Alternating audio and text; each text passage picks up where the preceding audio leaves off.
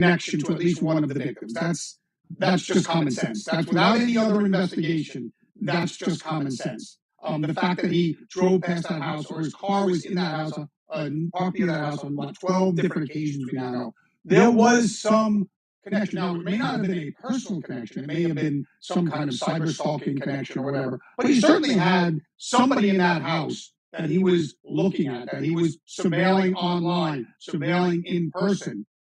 So yes, there's ample evidence that both from a common sense standpoint and from an investigative evidence standpoint, there is ample evidence to believe that he had at least one or more of those victims, in his mind, in his target, in his crosshairs, kind of, before all of this happened. Certainly, and the fact that now we know his movement through that house went right for, it looks like Maggie Mogen's room, and that he was parked on a number of occasions in a spot that he could see into that room, and Maddie was known to kind of put her makeup on and stuff at her vanity right near that window that could be seen from across that parking lot in the back of the house. There is ample evidence to believe that he was connected to them either, just by cyber stalking, or may have been in that town, may have gone to where they work, and that kind of stuff. I don't think it was much more than that. I don't think he possibly ever spoke to them other than if one of them waited on him at a restaurant or something like that. I don't think it was anything more than that. But certainly he had intended to go after one or more of those victims in that house that night.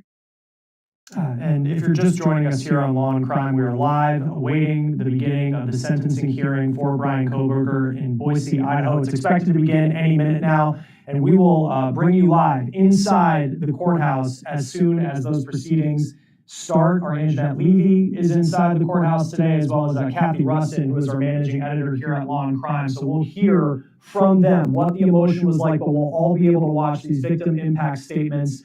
And today we have learned that it's not expected to go beyond today, at least at this point. They have reserved 2 days for this hearing, so victims' families would have the opportunity to address Bryan Kohberger. Will Bryan Kohberger speak? That is unclear, but that is a live look from Boise, Idaho at the Ada County Courthouse. We are also taking your questions right now as we're waiting for these proceedings to begin. Dr. Hendricks, question for you. This is a super chat question from Asiankos, who asks, why is he allowed to have a tablet with email? Because more institutions are kind of mirroring what we're doing in society and using technology to keep these inmates busy. Most states have contracts with several IT vendors that allow inmates to have tablets to whether to do legal work or to watch movies or read books. So other than work and possibly them doing religious activities, it used to be, I'm sure they still do have traditional TV rooms in these housing units, but it's just another mechanism for correctional staff to be able to keep these folks busy behind bars and keep them away from other mischievous activities such as harming one another or harming staff, more importantly, trying to harm staff and trying to possibly escape. So mainly to keep these inmates busy and also mirroring what's going on in society. And then they can also contact their family via email, friends and associates. But also, it's also an intelligence gathering tool as well. So for each of these tablets, all of the information is available to those investigators and other staff that someone's communicating with someone to do something nefarious or any other investigative tool. So it serves the two purposes: one, to keep them busy, but it's also an investigative tool to track what inmates are doing while they're in their housing units. Yeah, I think too, because I know Anjanette talked today about before she went into the courthouse that Bryan Kohberger is expected to be in more of a jailhouse uniform today in shackles. He will not be allowed to wear the shirt and tie like he was able to prior to taking this plea deal and pleading guilty to these terrible crimes. I mean, what you're looking at there is likely the outfit that Bryan Kohberger is going to wear for the rest of his life. Like the idea of wearing regular clothes, that is out the window after today. Have some more questions coming in, but I do want to go to a poll, which is, what has influenced your opinion about Kohberger's guilt or innocence the most DNA evidence coming in at 79%. You think of that knife sheath and the DNA that was found on that. His behavior and background at 16%. Of course, he was a PhD student, nearby Washington State University in criminology. And then just media coverage, 4%, the answer there, more than 5,000 of you weighing in on that, which we really appreciate. Mark, another question coming in from Kellen on this one. Can the judge make him answer any questions, i.e. motive? No, the Fifth Amendment right against self-incrimination extends throughout the entire process from questioning by the police all the way through the trial and the sentencing. As satisfying as it would be for us to have the judge say, Mr. Kohberger, I want you to tell us why you did it. The judge can ask. It would be unusual, by the way, for the judge to ask. Typically, the judge will say, is there anything the defendant wants to say? But we have no way of compelling him to do that. We, meaning the legal system, has no way of compelling him to do that. And Bobby, a question for you, just as we talk about some of the details that we do know about this as we get ready for the sentencing hearing that should begin any minute now. This is from CM Rakes, who asks, didn't Maddie work at a vegan restaurant? Bryan is vegan, right? She did work at a restaurant, Mad Greek, which is now permanently closed. I know Anjanette has said that there's no evidence that BK ever went there, but to the point of trying to figure out why and the connection and the motive. And we talked about this a little bit before, but to you at this point, ahead of this gag order being lifted and more information coming out, what just stands out to you about some of the biggest questions in this case and some of the evidence that you want to see that we haven't learned about yet? Well, I think, Chris, you hit on one right there. I believe he was at that restaurant. I know there's been nothing publicly stated, and we may, even in the file, may not have it, but even if it's not there, I have to believe that he was present at that restaurant at some point. She was online, some of her social media posts were there at work. You know, he probably was able to very easily figure out that's where she worked. Like you said, he was vegan. I have a strong feeling that he was at that restaurant at times when Maddie was working. That's my strong belief based on everything that I've read about the case, whether it's detailed in the file or not. That's just my personal feeling as an investigator who investigated many murders. And by the way, you know me, I don't get wrapped around the whys of it. I think there's an inordinate amount of time spent concerned about the whys in the true crime community. But as an investigator and most of the homicides I investigated, motive was not an element of the crime. It was not in the statute. We did not have to prove why somebody did something. And particularly in vicious crimes like this that have no sense to them, carried out by a psychopath, the reason why is never going to be satisfactory. It's never going to provide any comfort to the families. No one's ever going to be saying, "Oh, that's why." Now I understand. We're never going to understand his motivations. Whatever, if you want to hypothetically try to say in your mind, "Oh, you take something that he might say as to why," and try to figure it out. It's not going to make any sense to us. He's a psychopath. There is no why. This never should have happened. And so anything he tells us about why he did it, I quite frankly don't care. He's an animal, he's evil, and I don't care what in his warped mind went through to tell me why he did this, because it's not going to make any sense to me, and I'm still going to be as devastated by what he did as I am before knowing that stupid, illogical reason. No, and that's very important context as we head into today. And did get a question from Cheryl Annie, who asks, have other families arrived? At this point, we know that all families have arrived except for the family of Ethan Chapin, which that family did say they would not be attending today. Just got the notice that we're going to go live into the Ada County Courthouse as the sentencing hearing of Bryan Kohberger is now getting underway, and we'll take that here live on Long Crime. Ms. Jennings, Mr. Hurwitz, Mr. Nye, and Ms. Allen. This is the time set for sentencing in this case. The defendant previously entered a plea of guilty to 4 counts of first-degree murder and 1 count of felony burglary. In exchange, the parties stipulated to recommend a sentence consisting of, on burglary, 10 years fixed, on each of the 4 counts of first-degree murder, life fixed. The parties waived pre-sentence investigation. To my understanding, neither party submitted a sentencing memorandum or other materials for the court. The court is familiar with the file and the evidence submitted previously by the parties as it has reviewed them throughout the case and in anticipation of trial. Is there any legal cause why sentence should not be imposed at this time? No, Your Honor.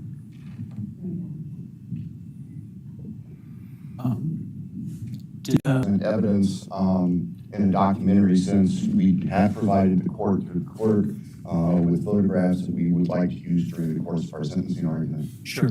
All right. Thank you. But no testimony other than impact statements? That's correct, Your Honor. All right, so with that, let's start with then impact statements. Ms. Jennings will be introducing. And my understanding, just so I'm clear, I indicated through the trial court administrator that we need to see if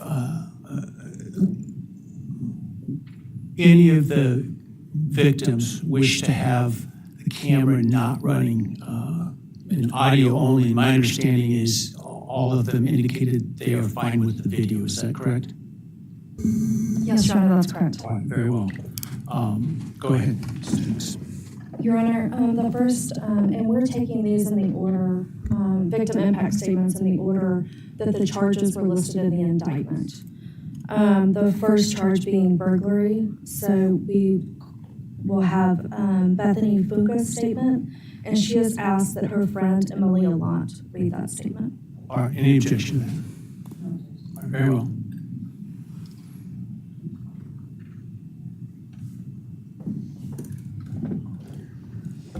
Thank you, Your Honor. I'll be speaking on behalf of Bethany, and so, yeah, here it reads. My name is Bethany Funk, and I was roommates with Maddie, Kaylee, Xana, and Ethan. I not only lost some of my best friends, but I also lost a sister. Never in a million years would I have thought that something like this would have happened to my closest friends. I thought that we were going to wake up and go upstairs, see them and tell them how they had scared us and that they were going to tease us about how we were constantly scaredy cats and make jokes about it as we would go to Taco Bell like always. But sadly, that is not what happened and what turned out to be my worst nightmare. When I first woke up that morning, I had no idea what happened. I woke up around 7 with a terrible toothache, so I called my dad, who is a dentist, and he asked what I should do. He told me to take Advil, so I did, and I went back to sleep. I was still out of it and still didn't know what happened. If I had known, I of course would have called 911 right away. I still carry so much regret and guilt for not knowing what had happened and not calling right away, even though I understand it wouldn't have changed anything, not even if the paramedics had been right outside the door.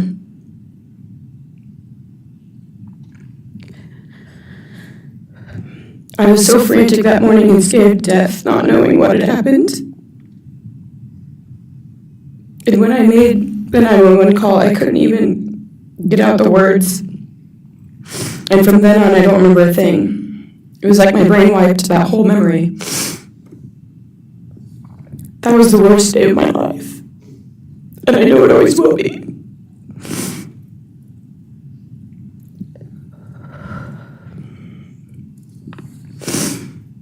While I was still in shock, trying to process the fact that my friends were truly gone, I had been attacked by the public. I was grieving, numb, and unsure of what had happened was even real. And at the same time, I was getting flooded with death threats and hateful messages from people who did not know me at all or know the dynamic of our friendship. Social media made it so much worse, and strangers made up stories to entertain themselves. The media harassed not just me, but also my family. People showed up at our house. They called my phone, my parents' phones, other family members' phones, and we were chased while I was still trying to survive emotionally and grieve the loss of my friends. I hated and still hate that they are gone, but for some reason, I am still here and I got to live. I still think about this every day. Why me? Why did I get to live and not them? For the longest time, I could not even look at their families without feeling sick with guilt. I did not know what to say or what to do. I was terrified that my presence just made their pain worse, and I was still here when their kid, their siblings and their friends, their loved ones should have been here instead. After everything happened, I was afraid to go into my own backyard or alone in my house. I was scared that the person who did this would come for me next. I was always scared that the media would try to catch me at any moment of any day. Even when I was just walking around my house, I made my parents close all the blinds during the day so no one could see me even in the slightest chance. I barely left the house, and when I did, I made sure I was never alone. I slept in my parents' room for almost a year. I made them double lock every door, set an alarm, and still check everywhere in the room just in case someone was hiding. And I still check my room every night before, and I double lock it. I have not slept through a single night since this happened. I constantly wake up in panics, terrified. Someone is breaking in, or someone is here to hurt me, or I'm about to lose someone else that I love. The fear never really leaves. For a long time, I could barely get out of bed, but one day I realized I have to live for them. They did not get the chance to keep living, but I do, and I will not take that for granted. So now every day I remind myself to live for them, and everything I do it with them in mind. I am still scared to go out in public, but I force myself to do things because I know that they would want me to keep living my life to the fullest. I am beyond blessed to still be here, and I refuse to take that for granted when they did not get a chance. Our house was not just a house, it was a home. It was where we laughed till we couldn't breathe, make meals, did crafts, binge watch reality shows, played games, and spent lazy days on the couch. It was movie nights, wine nights, morning debriefs, pranks, hot chocolate, cookies, and warmth.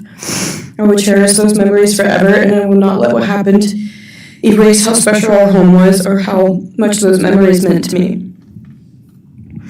Now I would like to share some bits and pieces of who they were as people and some of the memories that we shared. One of my favorite memories was Halloween, and we all went to Sigma Chi, but instead of partying, we just sat in an apartment, talking and laughing all night long. I do not think I've ever laughed that hard in my life.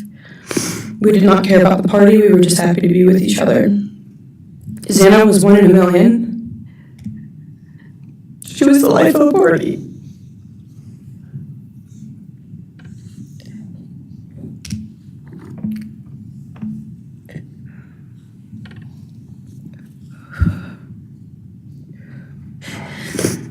But she was also the kindest and funniest person I knew. Everyone loved her because she made everyone feel so loved.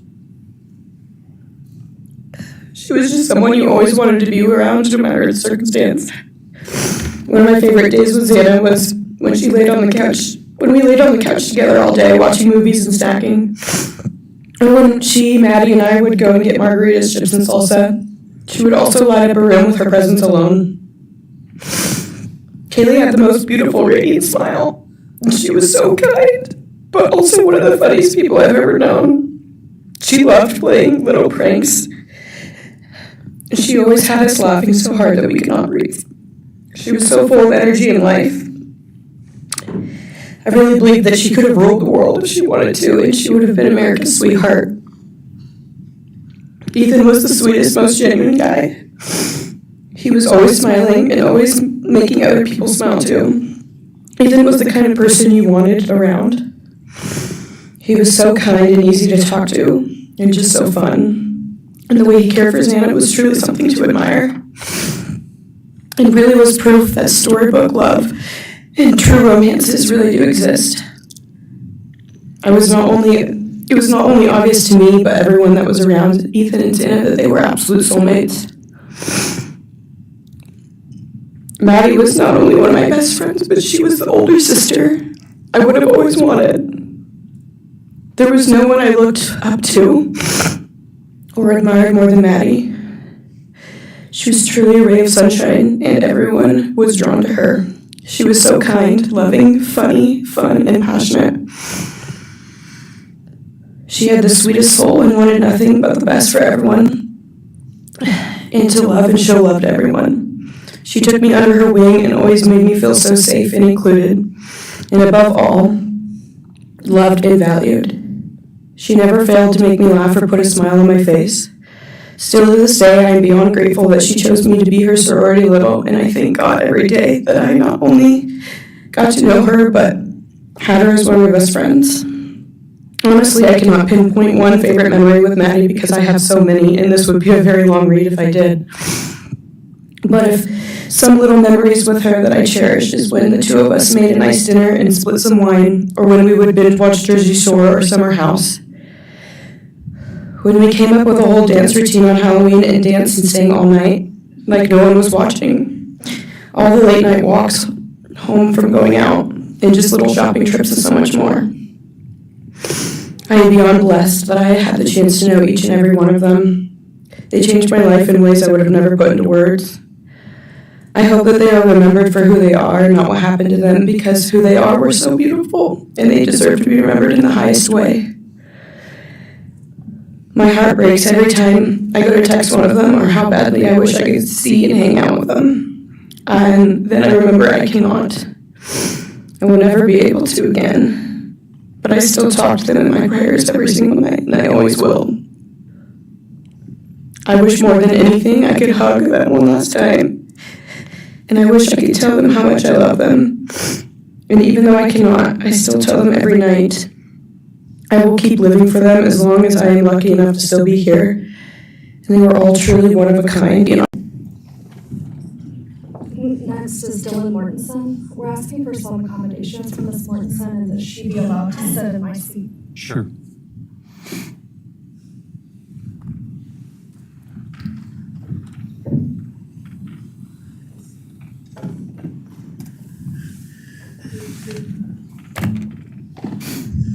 Dylan, just take your time, all right?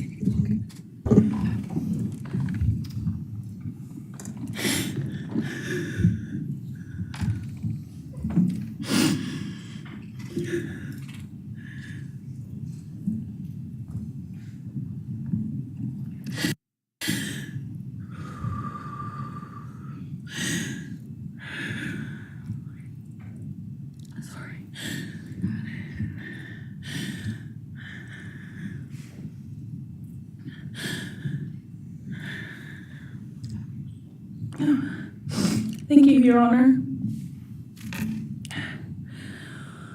What happened that night changed everything. Because of him, four beautiful, genuine, compassionate people were taken from this world for no reason.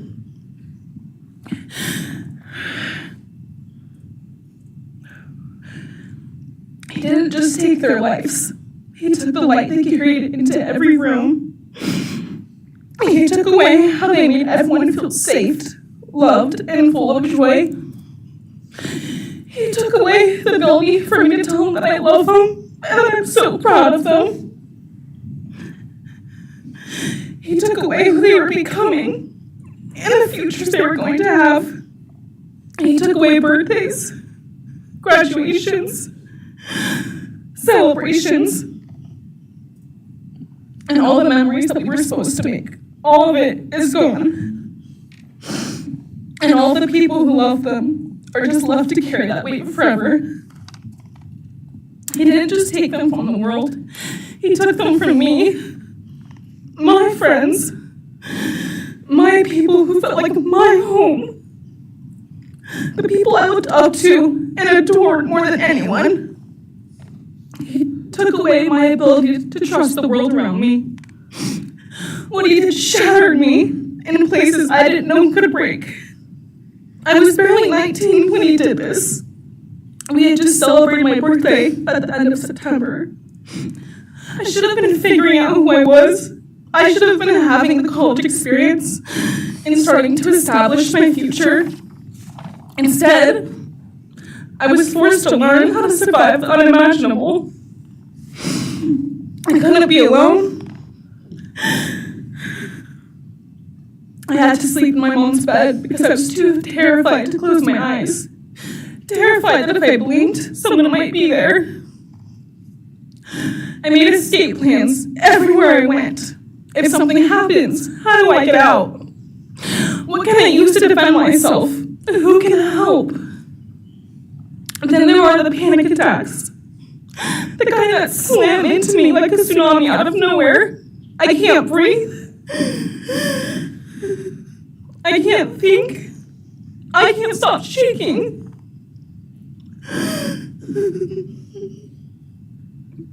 All I can do is scream because the emotional pain and the grief is too much to handle.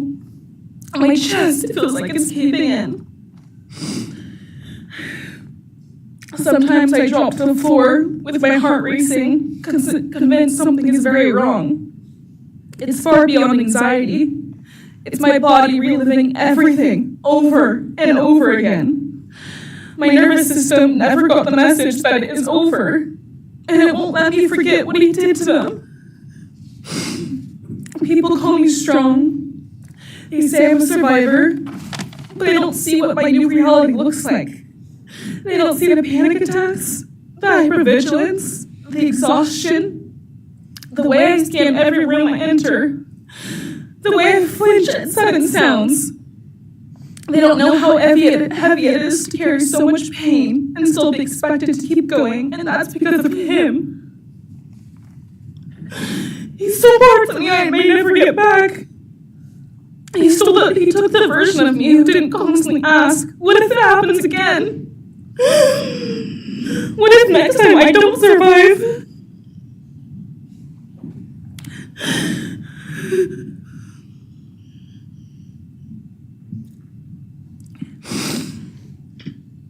He may have shattered parts of me, but I'm still putting myself back together. Piece by piece, I'm learning how to live in this new version of life. It is not easy. It hurts, but I'm still trying. Still trying, and I'm not trying just for me. I'm trying for them, my friends. About a year ago, I had a dream about them. I got to say goodbye. I told them I won't be able to see you again, so I need to tell you goodbye. They all kept asking why, and all I could say was, I can't tell you, but I have to. When I woke up, I felt shattered and heartbroken, but also strangely grateful. Like maybe in some way that dream gave us the goodbye we never got. Still no dream can replace them, and no goodbye will ever feel finished. He is a hollow vessel, something less than human. A body without empathy, without remorse. He chose destruction. He chose evil. He feels nothing. He tried to take everything from me. My friends, my safety, my identity, my future. He took their lives, but I will continue trying to be like them, to make them proud. Living is how I honor them. Speaking today is to help me find some sort of justice for them. And I will never let him take that from me. He may have taken so much from me, but he will never get to take my voice. He will never take the memories I had with them. He will never erase the love we shared, the laughs we had, or the way they made me feel seen and whole. Those things are mine. They are sacred, and he will never touch them. I get to feel sadness. I get to feel rage. I get to feel joy even when it's hard. I get to feel love even when it hurts. I get to live. And while I will still live with this pain, at least I get to live my life. He will stay here, empty, forgotten, and powerless. John, thank you so much for your courage. I appreciate it.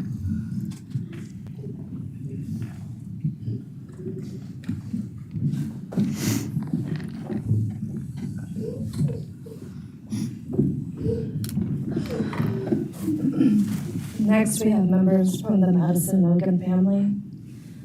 First would be Scott Laramie, Madison Mogen's stepfather.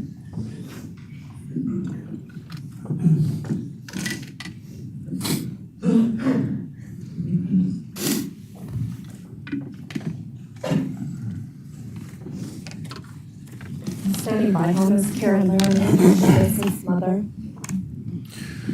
Thank you, Your Honor. My name is Scott Laramie. I'm Maddie Mogen's stepfather and the husband of Maddie's mother, Karen Laramie. I will read this victim impact statement on behalf of Karen and myself. Maddie was our gift, life, our purpose, and our hope.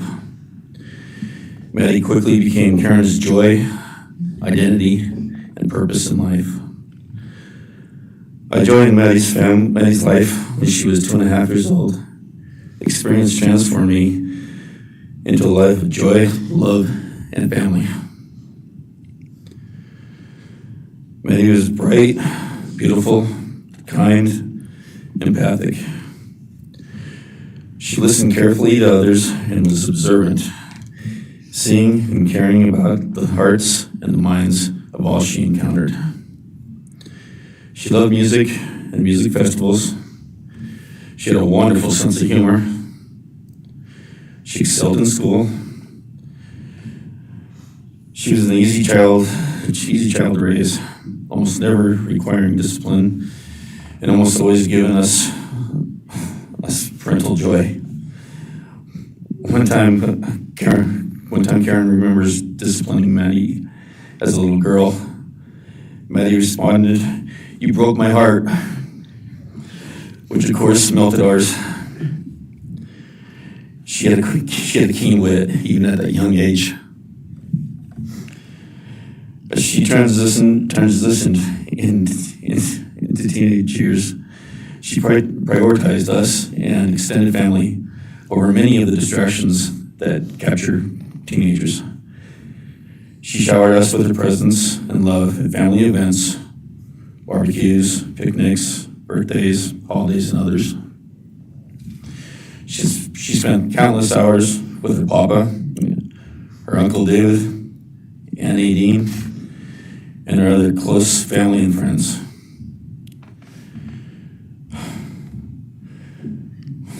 This world was a better place with her in it. As she reached adulthood, Maddie applied her studies to be a marketing professional, entering into an internship at Payne West, and started planning her professional future. As with all things, she involved Karen realized this dream. All we had not become, she was becoming. Karen and I are ordinary people, but we lived extraordinary lives because we had Maddie. Maddie was taken senselessly and brutally in a sudden act of evil. She was taken along with the young, promising, and bright lives of Kaylee, Xana, and Ethan. First we felt disbelief. Next we felt disorientation. Then we felt grief overcome us. Our grief is compounded even more for the Goncalves, Kernodle, and Chapin families. We speak of hope and healing, and we do have hope and some healing. But the vast emotional wound will never fully heal. Since Maddie's loss, there's emptiness in our hearts, home, and family, an endless void. After losing her mother in a car crash, Karen took years to grieve and recover. The feeling that her life with Maddie and A was perfect helped her to start to heal. Now, this is no longer perfect. After Maddie's loss, Karen felt like she was spinning out emotionally collapsing into anxiety and depression. She sometimes asks, how am I supposed to go on when I've lost my favorite person in the world? I felt the same, and we continue to struggle. The loss of Maddie has impacted so many beyond our family. Her second family is her sorority sisters who grieve alongside us. She has so many close friends who suffer from her loss. We will continue to be. Her loss will continue to be felt by the Vandal community, including Vandal Solutions on campus, where she volunteered her time for others.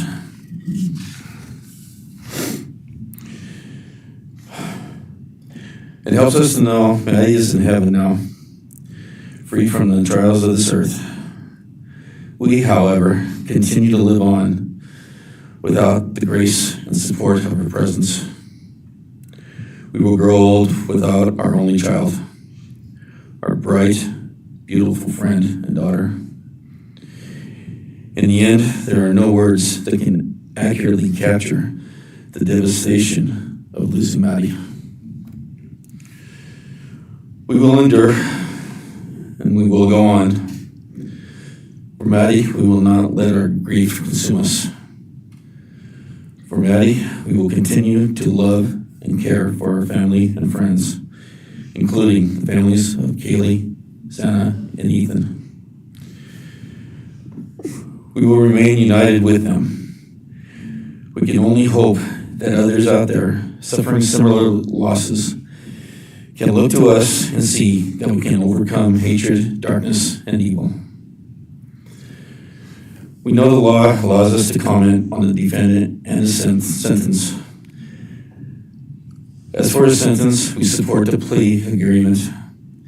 Society needs to be protected against this evil. As for the defendant, we will not waste words, nor will we fall into hatred and bitterness. Evil has many faces, and we now know this, but evil does not deserve our time and attention. We are done being victims. We are taking back our lives. We will turn our time, talents, and attention to hope, healing, and helping others and to the future. We invite all those who have suffered with us on this to join us in our journey. We can make this world a better place. We can move on from tragedy. Adversity will visit us, evil will visit us, but we will overcome. We can and will endure. Karen and I express our gratitude to Your Honor and to the prosecution team for allowing us the opportunity to make this statement. Thank you. Thank you so much for your courage, and I am so sorry for your loss. God bless Thank you, Your Honor.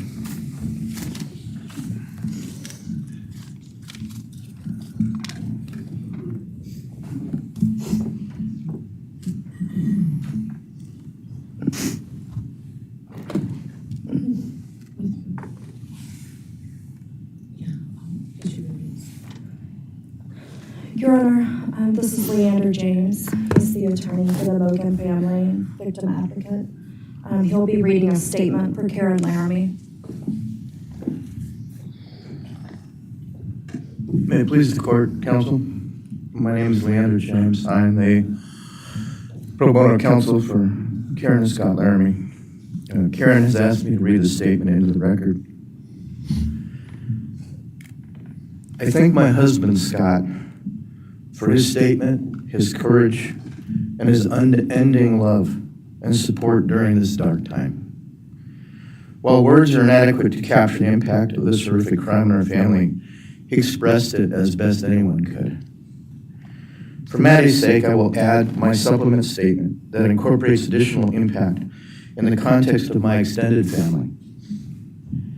I am grateful to Maddie's great uncle, Bryan Kohberger, for assisting me with the difficult task of putting our pain into words. For me and my extended family, Maddie was our hope and our light.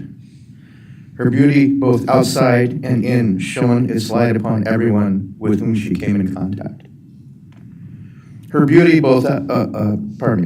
she carried that hope and light into the future for our entire family.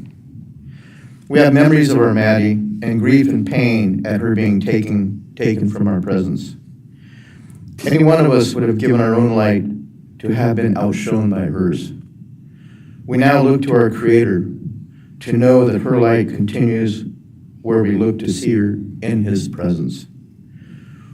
Those who commit evil for their own twisted gains and purposes truly defile the efforts and sacrifices of mothers, fathers, families, teachers, clergy, public servants, service members, and all those who commit themselves to the greater good, freedoms, and the future light of our nation. Condemnation falls heavily upon those who squandered the lives of our future hopes and dreams. Some may offer forgiveness for what the defendant has done. However, we cannot at this time, or perhaps ever, nor will we ask for mercy for what he has done. His acts are too heinous, the agony and grief he has caused too great. But we will waste no further words or thoughts on him. For Maddie's sake, we will move on. We will do our best to carry Maddie's light into this world and make it a better place. I thank the court and the prosecution for allowing me the opportunity to make my statement, and I thank all those who have and will support my family and the families of Kaylee, Xana, and Ethan. Thank you. Thank you. Thank you, Mrs. Slarman. Appreciate it.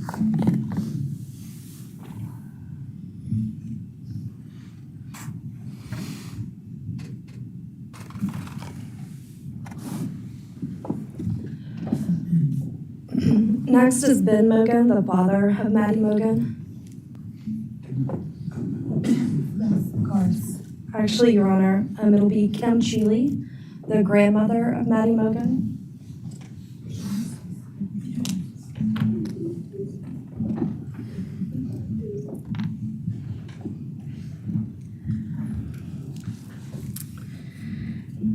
My name is Kim Cheeley. I was Maddie Mogen's paternal grandmother, as Ben Mogen, her father, is my son. I'm here today with my sister Lori Cheeley, Maddie's great aunt, and my son Ben Mogen, and my daughter-in-law Corey Hatrock. I'd like to begin by thanking a number of people involved in bringing this case to closure. In my daughter's words, the plea deal the prosecution team reached this month is one that punishes the perpetrator of this horrendous crime, protects the public from further harm, and allows all of us who knew and loved these kids the time to grieve without the anxiety of the long and gruesome trial, the years of appeals, and potential for mistrials along the way.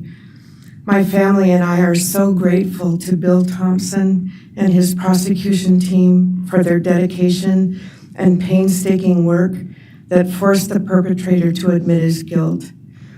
We want to thank the Idaho State Police, the Moscow Police Department, the FBI, and Judge Hippler. We'd also like to thank the University of Idaho officials who have treated the families of the victims with such dignity and kindness, and who have honored the 4 victims beautifully. Maddie was my first grandchild to be called. I chose Nana, pretty original. But when Maddie was about 1.5 years old, her papa, Ben's dad, and I were planning to visit the new little family in Oregon. Maddie didn't have an extensive vocabulary at the time, but for some unknown reason, she called bananas ba-deedle-deedles. When Karen and Ben told her Nana was coming to visit, she figured I say deedle deedle for that word. So I became Deedle Deedle, shortened to Deedle when she was about 6 or 7, and I was Deedle all her life. I don't think her stepdad, Scotty, ever knew my given name was Kim. Maddie's and my birthdays were one day apart, and a couple years before she was killed, she gave me this necklace with Deedle and Maddie engraved on it, and I added an angel wing, and it's one of my treasured possessions. I also got an angel wing tattoo, never thought I'd see the day, but along with many members of our family, replicating the one that Maddie and her sorority sisters had, I wanted mine where I could see and touch it often. From preschool through grade school, I stopped teaching piano lessons early on Wednesdays and picked Maddie up for bubble baths, brownies, and books. It was our special time together, and she went home those nights in her jammies with a pan of warm brownies for her family. Although Karen and Scotty raised Maddie and did such a lovely job of parenting, we Mogens were lucky to have her for holidays and many other family gatherings. We'll always have our treasured memories of Maddie growing up in our big, extended, cooperative family, and I thank Karen and Scotty Laramie for being so generous and open and sharing Maddie with her Mogen side of the family. When the 4 kids were murdered, the foundation fell out of our world.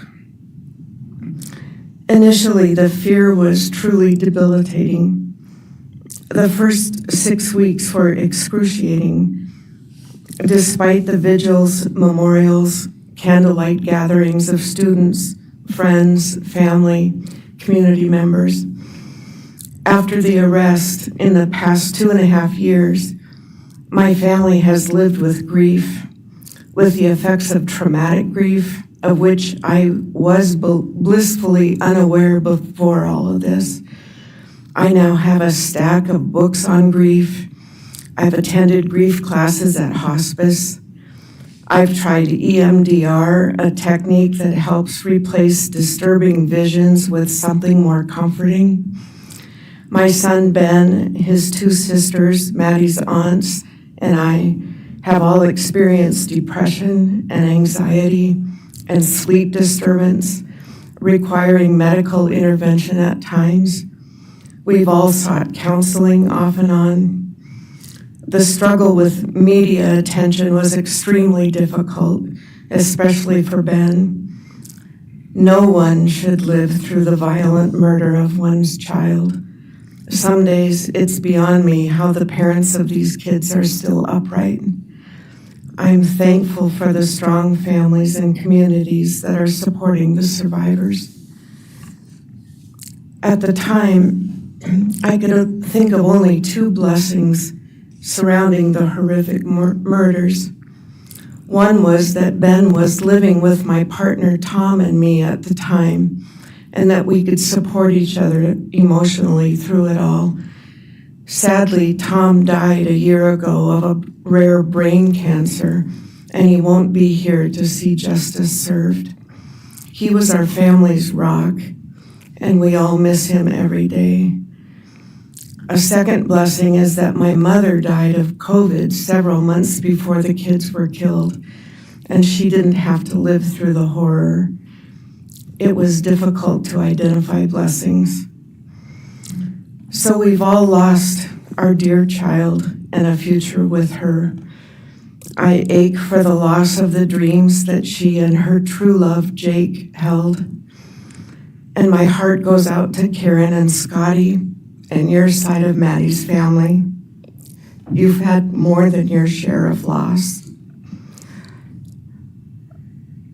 My heart aches for the kids' roommates and the families of the other victims, and also the family of the perpetrator.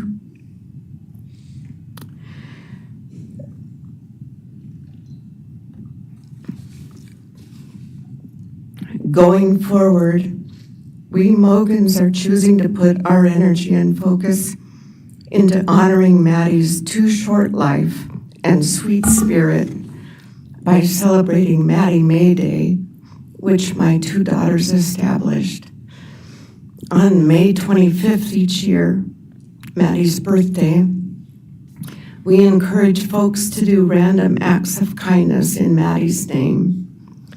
In my daughter Katie's words, may we all protect our peace in whatever way possible, unite in community, and focus on joy. Please do an act in kindness in Maddie's honor during this week, so a glimmer of Maddie's light may live on. Thank you. Thank you, and appreciate your courage, and bless you and your family. Thank you.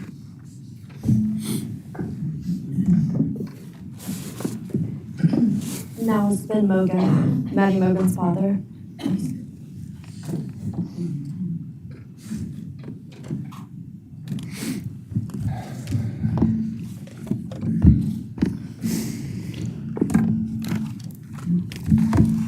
I'm Benjamin Mogen. I'm Maddie's dad. And first I just want to say thanks to all the people that helped bring this all to a close. I know it's not the resolution that everyone, wanted, but I think that that everyone worked so hard, and we really appreciate all their efforts. It was such a hard thing to go through for everybody.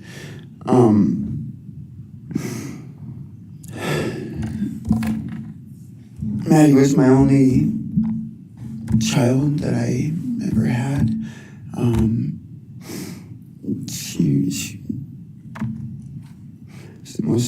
the only great thing I ever really did, and the only thing I was really ever proud of. And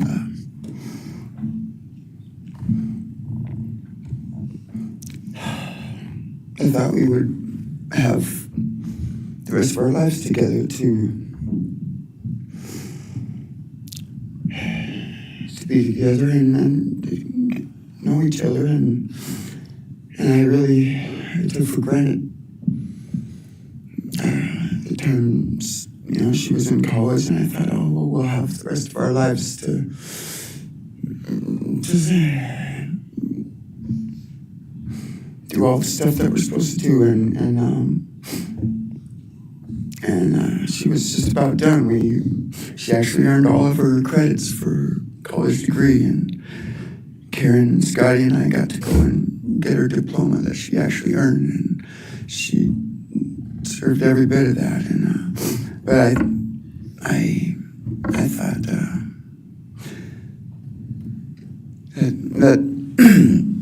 that was going to be just the beginning of a long life together, and we never got that.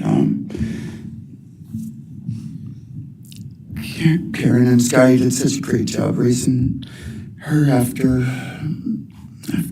Karen and I split up, and I'm so thankful for Scotty and the role that he played in her life when I wasn't able to.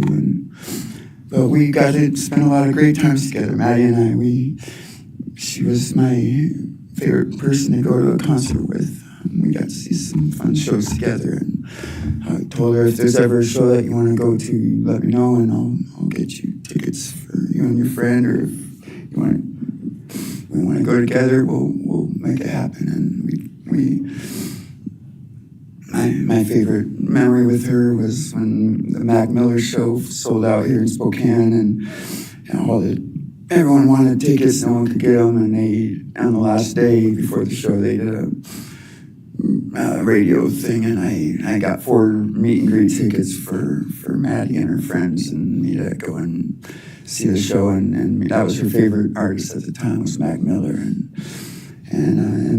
he's gone now too, and my little cousin Zach drove us all there that night, and he's gone too, tragically. And anyway, the last thing that she ever wrote to me was this Father's Day card, and I'm so glad I still have it.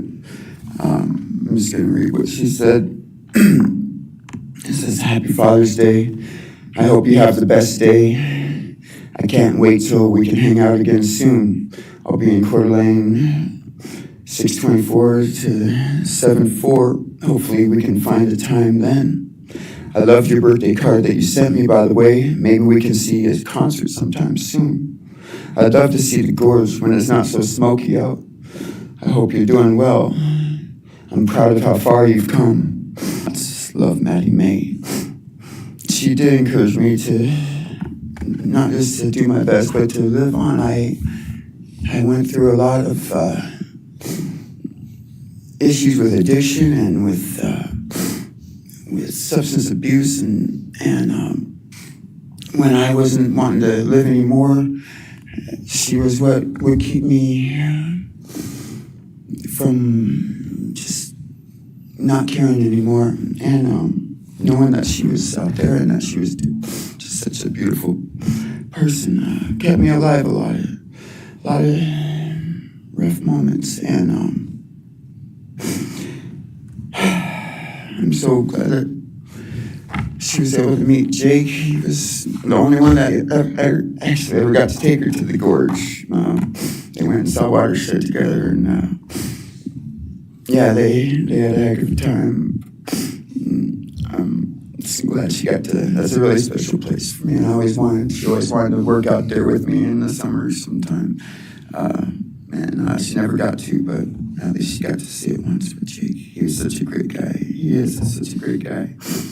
And I really wanted to see what a future with them would have looked like.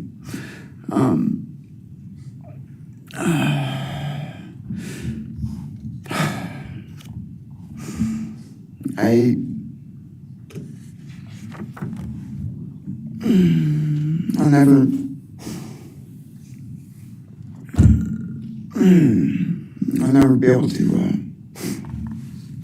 replace her. I wrote a bunch of stuff. I just don't know what to say right now. I just miss her so much, and I just love her more than anything. And it shouldn't have happened. And death sentences, there's one thing, you know when it's going to happen, and it's going to be all gentle and stuff. But, life without parole, with a building full of people that all just want you to not be around anymore, and winking at every morning, not knowing if that's the day they're going to pull your card. I mean, it's not a very nice sentence either. So, I don't know. I just love you, Maddie, and I wish you were still here. Thank you so much.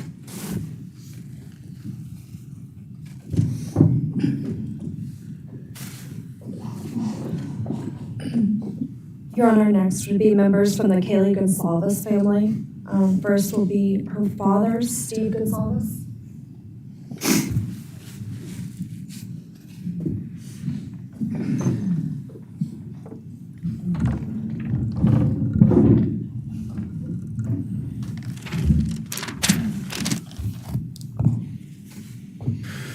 Today, we are here to finish what you started.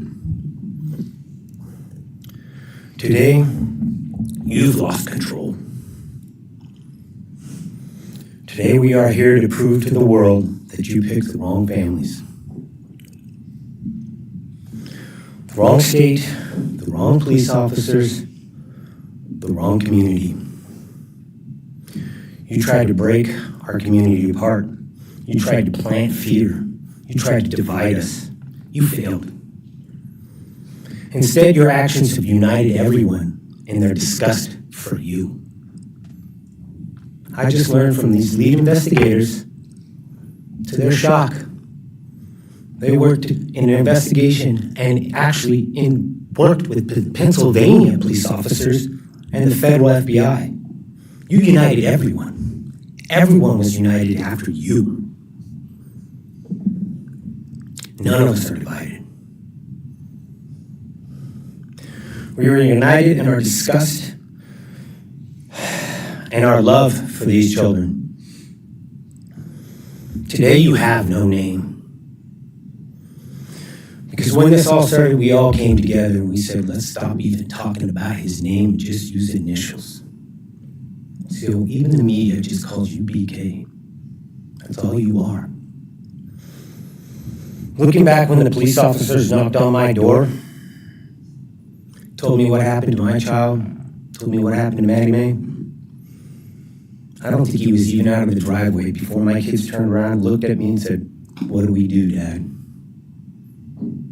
I told him, you get to work. You get your ass to work. And we started calling, we started texting, we started emailing. And you know what? Within hours, we had your white car on camera. We knew from the very beginning we had you. Police officers tell us within minutes, they had your DNA, like a calling card. You were that careless, that foolish, that stupid.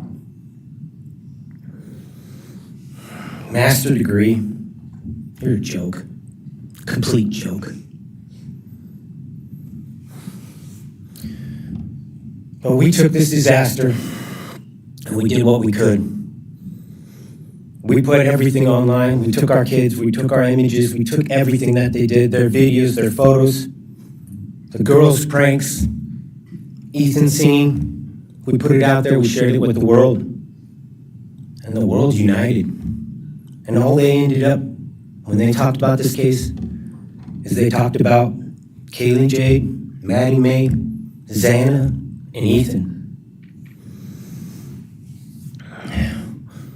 Everything that these people meant to us, a father, a mother, a brother, a sister, we shared that with our community.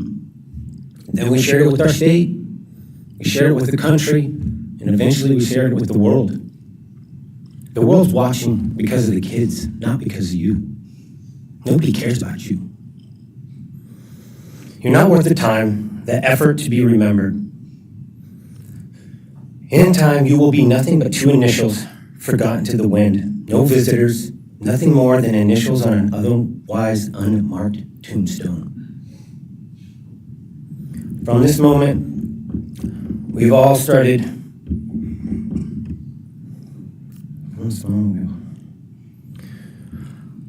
From this moment, we will forget you.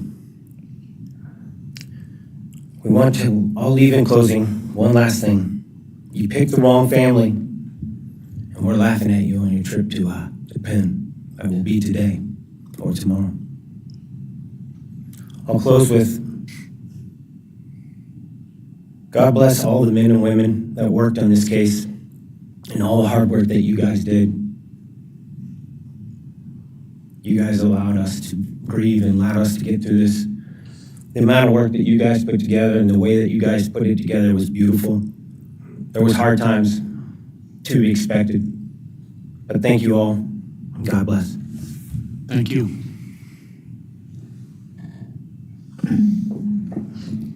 Your Honor, next is Stephen Goncalves, Kaylee's brother.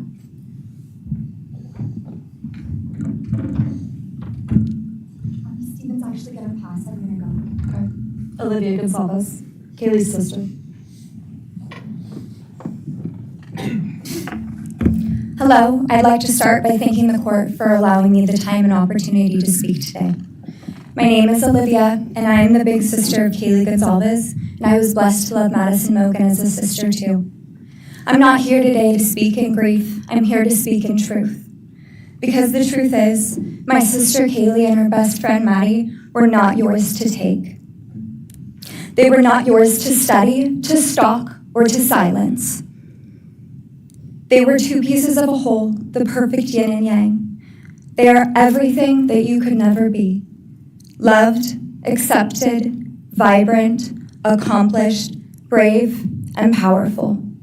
Because the truth about Kaylee and Maddie is they would have been kind to you. If you had approached them in their everyday lives, they would have given you directions, thanked you for the compliment, or awkwardly giggled to make your own words less uncomfortable for you. In a world that rejected you, they would have shown mercy. Because the truth is, I'm angry. Every day I'm angry. I'm left shouting at the inside of my own head everything I wish I could say to you. The truth about me is when I heard the news, I didn't cry. I listened for them. I promised them I would, that I would fight for them, that I would show up no matter what it cost me. I swore I'd never let them feel alone. Because you see, I've always been their heavyweight. I've always been the one to fight the battles they didn't feel ready to fight themselves. All it ever took was a call, and they knew I would handle it for them, no matter the time, no matter the cost. They could wave their white flag because they knew I would never back down, not for them, and not even death could change that. Somewhere along the line, I started to think about what I would say to them if I was given just one last chance. If I could gather enough heartbreak or love or sacrifice or whatever it took to get just one message across, what would I say?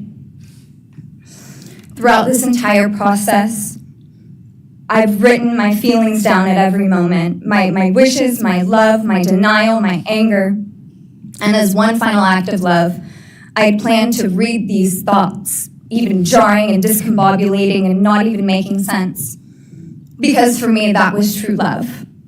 As bare and as naked as it could be, not laced in pretty words or dressed for the occasion, but written through bleary eyes at 2 a.m. with clenched fists, angry at this reality. My true final act of love was to continue on without them, for them. That dream to read aloud my love to them, to bring meaning through pain, was the latest blow in realizing you don't deserve it. And Kaylee and Maddie don't need it. Kaylee and Maddie have always known my love, and they would never ask me to prove it by further victimizing myself to a defendant who has shown no guilt, no remorse, no apprehension. They would say to me, why would you give the satisfaction of showing vulnerability now? You promised you would never back down. And for that clarity, I'm thankful. I won't stand here and give you what you want. I won't offer you tears. I won't offer you trembling. Disappointments like you thrive on pain, on fear, and on the illusion of power. And I won't feed your beast. Instead, I will call you what you are. Sociopath, psychopath, murderer. I will ask the questions that reverberate violently in my own head, so loudly that I can't think straight most any day. Some of these might be familiar, so sit up straight when I talk to you. How was your life right before you murdered my sisters? Did you prepare for the crime before leaving your apartment? Please detail what you were thinking and feeling at this time. Why did you choose my sisters? Before making your move, did you approach my sisters? Detail what you were thinking and feeling. Before leaving their home, is there anything else you did? How does it feel to know the only thing you failed more miserably at than being a murderer is trying to be a rapper? Did you recently start shaving or manually pulling out your eyebrows? Why November 13th? Did you truly think your Amazon purchase was untraceable because you used a gift card? How do you find it enjoyable to stargaze with such a severe case of visual snow? Where is the murder weapon? The clothes you wore that night? What did you bring into the house with you? What was the second weapon you used on Kaylee? What were Kaylee's last words? Please describe in detail the level of anxiety you must have felt when you heard the Bearcat pull up to your family home on December 30th, 2022. Which do you regret more? Returning to the crime scene 5 hours later, or never, ever going back to Moscow, not even once, after stalking them there for months? If you were really smart, do you think you'd be here right now? What's it like needing this much attention just to feel real? You're terrified of being ordinary, aren't you? Do you feel anything at all? Or are you exactly what you always feared? Nothing.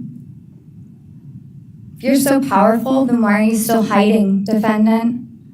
You see, I'm here today as me. But who are you? Let's try to take off your mask and see.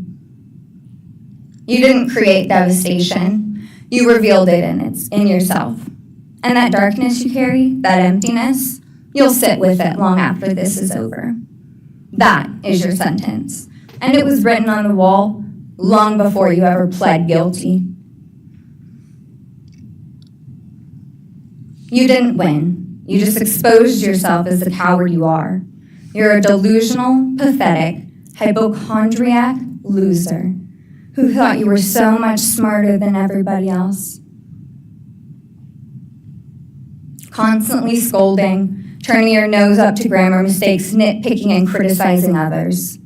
You wanted so badly to be different, to be special, to be better, to be deep, to be mysterious.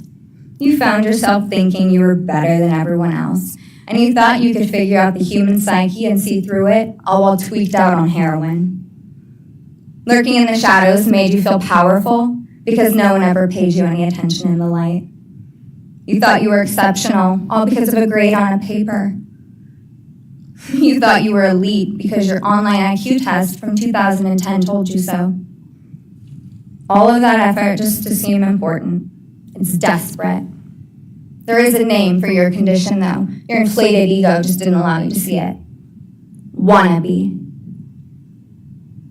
You act like no one could ever understand your mind, but the truth is you're basic. You're a textbook case of insecurity disguised as control. Your patterns are predictable. Your motives are shallow. You are not profound. You're pathetic. You aren't special or deep, not mysterious or exceptional. Don't ever get it twisted again. No one is scared of you today. No one is intimidated by you. No one is impressed by you. No one thinks that you are important. You orchestrated this like you thought you were God. Now look at you, begging a courtroom for scraps. You spent months preparing, and still all it took was my sister in a sheath. You worked so hard to seem dangerous, but real control doesn't have to prove itself. The truth is, the scariest part about you is how painfully average you turned out to be. The truth is, you're as dumb as they come. Stupid, clumsy, slow, sloppy, weak, dirty. Let me be very clear.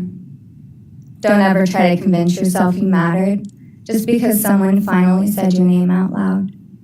I see through you. You want the truth? Here's the one you'll hate the most. If you hadn't attacked them in their sleep, in the middle of the night, like a pedophile, Kaylee would have kicked your fucking ass. Thank you. Thank you.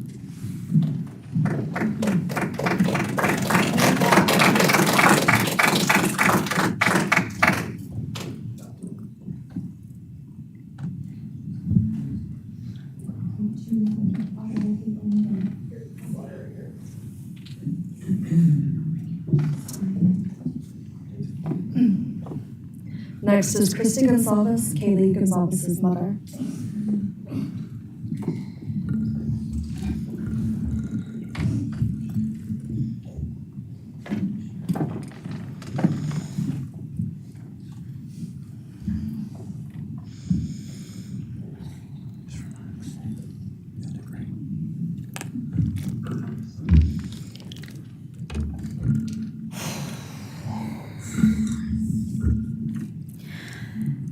Thank you, Your Honor.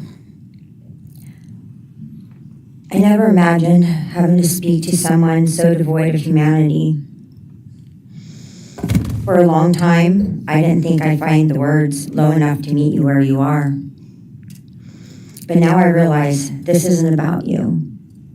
It's about what you've done to me, and I need you to hear it. When you murdered my daughter, Kaylee J. Goncalves, you didn't just take her life, you shattered others. You attacked what you could never be, and in doing so, you left a trail of devastation far beyond that house. You stole my peace. You've altered my every waking moment, every sleepless night, the way I view the world, people, safety, trust. It's all been changed by your cruelty. I no longer recognize parts of myself. Joy is harder to find. Laughter feels foreign. The world moves forward, but I'm suspended in a place of sorrow and rage. You've taken from me something that can never be restored. The grief sits with me every day, some days quietly, and other days so loud it drowns out everything else. The emotional toll you've inflicted on me is immeasurable. I live with a constant ache, with birthdays that are now memorials, with holidays that feel hollow, with empty chairs that scream louder than words ever could. I am forever changed. But for you, as a person working on a PhD in criminal justice, you really didn't think this one through. You're not that good. In fact, you're not that good at anything. You couldn't secure a job. You couldn't get along with others. You couldn't even get a female to look in your direction. All because you are pathetic. Now you're a joke in this courtroom. I wish I could crown you with a jester hat to complete your orange jumpsuit clown look. A dead killer doesn't kill again. So while I'm disappointed the firing squad won't get to take their shots at you, I'm confident that the men in prison will have their way with you in more ways than one. You will finally get what you wanted, physical touch. Just probably not how you were expecting it. See, you haven't beat the system. You've simply entered a new one, where the rules are cruel and the consequences will never end.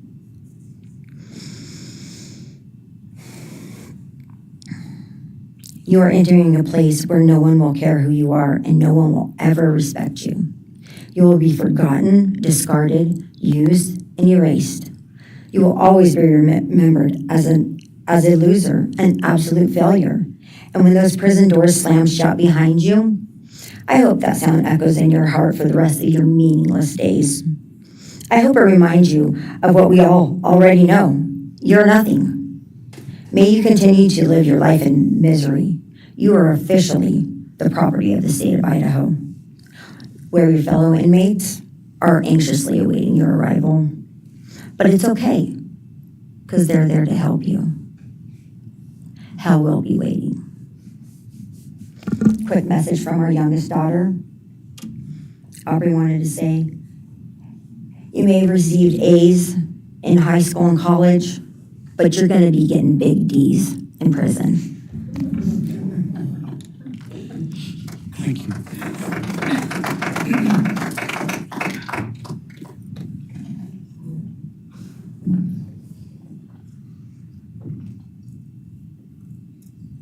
Do we have more from the Goncalves family, or are you? Yes.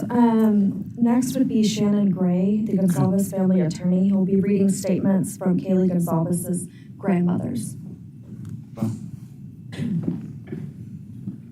Morning, Your Honor. Shannon Gray, the attorney for the Goncalves family. I actually have 3 statements, one from her aunt and 2 from her grandparents. This is from her aunt, Tammy Butts. You, in the cloak of darkness, made a decision to turn our whole family's world upside down forever. You, in the cloak of darkness, took our Kaylee J. Goncalves away from us all without hesitation.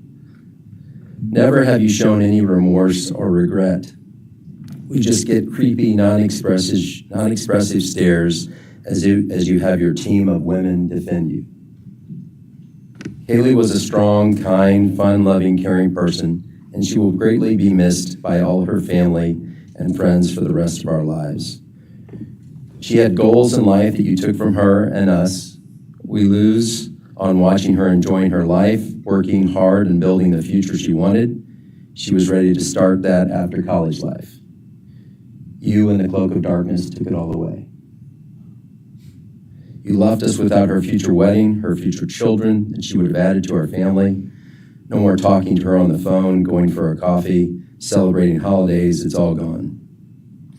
You in the cloak of darkness gave each and every one of Kaylee's family members their own lifetime sentence.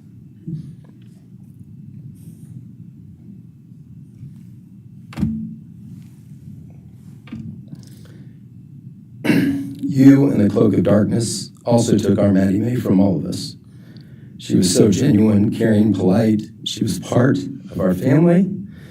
You came in, harmed our children that were younger women than you in their own beds. You're nothing, you're a coward. It's not right that you have received life. I pray that you meet your end in the cloak of darkness, burn in hell. I have two other statements, Your Honor.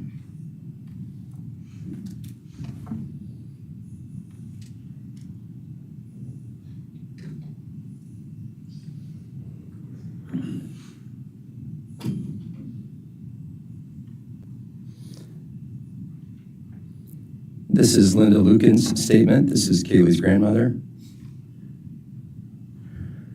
I really don't know how to address something so inhumane, but I will try. Nothing in the past 2.5 years has made any sense. All I get is you cowardly went into a home at night, filled with what I'm sure you thought was all sleeping girls, and went on a vicious killing spree for no other reason but to appease your demonic urges. You took my granddaughter Kaylee from us, plus 3 other beautiful lives.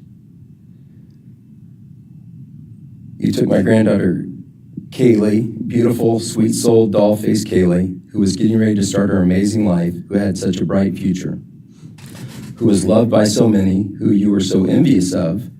She had a life you could never have. You are so beyond human. You're definitely a demon from hell.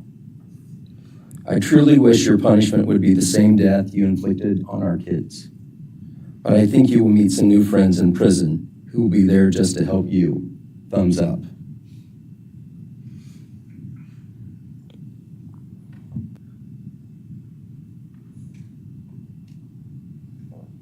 And I have one last statement, Your Honor. This is from Cheryl Goncalves, Kaylee's other grandmother. John 1:5 says, light shines in the darkness, and the darkness overcomes it not. Somewhere in your life, some jealousy, envy, ego, something went dark. It pushed out all light until you became dark and evil. And when you saw my granddaughter and her friends, their light, because they have such a light, you couldn't stand it. Because the darkness in you could not stand the light in them. And so you decided to destroy it. Cowardly, you walked into their rooms in the dark and took their lives, hoping to get rid of your darkness. But you didn't. You failed. Because you know what was once a light shown only to their friends, families, and loved ones is now all over the world. Everyone sees it. Their smile, their beauty, their plans, everything they were and had.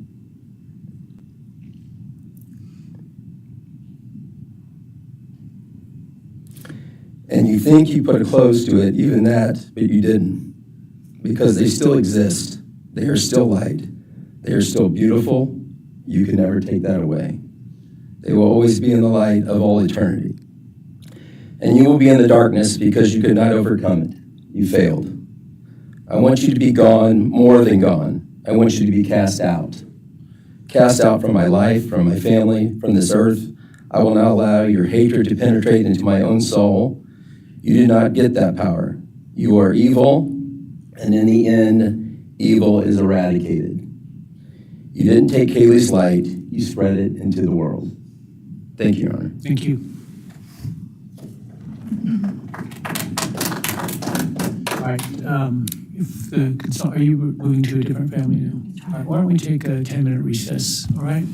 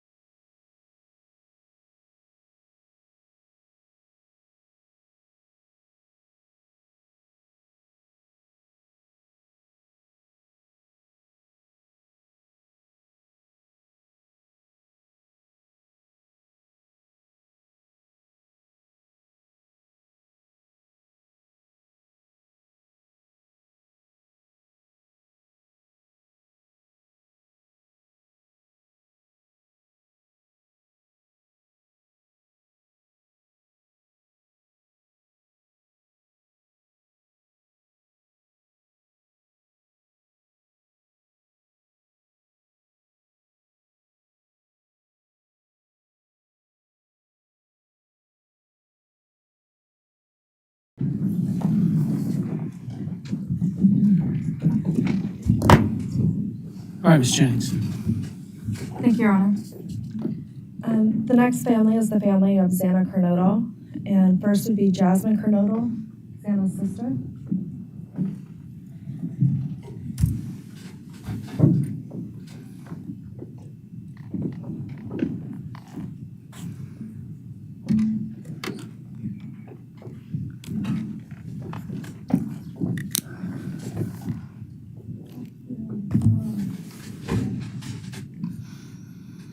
Thank you to everyone who's been involved in this and just for all the hard work and dedication you guys have put into this. I also want to thank everyone for the support and just my family and friends who've been around through this time. I went back and forth on whether to speak today because the truth is you don't deserve power over my feelings, my words, or me. Thank you. In the end, I realized this moment isn't about you. It's about justice for Xana, Ethan, Kaylee, and Maddie. It's about honoring the beautiful people they were and still are in God's eyes. On November 13th, 2022, a piece of my heart was ripped away.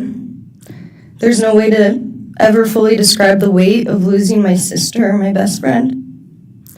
No sentence or punishment will ever come close to the justice Xana, Ethan, Kaylee, and Maddie deserve. Xana was everyone's best friend. She was kind, she was funny. She was a gift to each person she was able to make an impact on. Xana was someone I turned to when I needed direction or advice. Although I am her older sister, I often found myself looking up to her. She had a radiant energy that everyone loved, and she always knew the right way to approach a problem. She knew how precious and special life was, and she truly did live every day to the fullest. Yet her story was cut short by an act of evil. I believe in a God whose justice is not bound by this courtroom. I find peace knowing that judgment ultimately belongs to Him. For your sake, I hope one day you feel the full weight of what you did. I hope you take accountability. I hope you truly experience the guilt and you surrender yourself to Jesus Christ. Because no punishment on this earth can ever compare to the isolation and pain of eternal separation from God. Xana deserved more. They all did. But I come here to say this. I am strong. I am brave. I'm a fighter, just like Xana. And you don't get to control how I move forward or what I believe. I walk with the comfort of knowing I will see my sister again. Xana didn't get the future she deserved. She won't be the maid of honor at my wedding, the cool aunt to my future children. I'll never hear her laugh or see her light up a room ever again. But I will carry her with me for the rest of my life. I will live in her honor, fight to be the best kind of woman and someone she's proud of, to make sure the world never forgets who she was.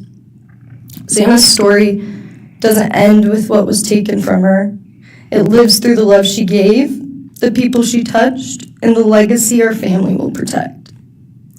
Her light still shines, and her voice will echo louder than this pain. You didn't take that from us, and you never will. Thank you.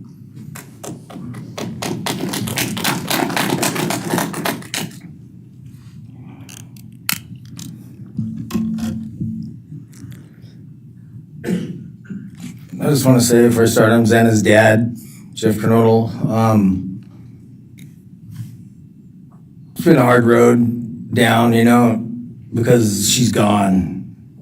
And I want to thank everybody, other families that's speaking so far, spoke about things.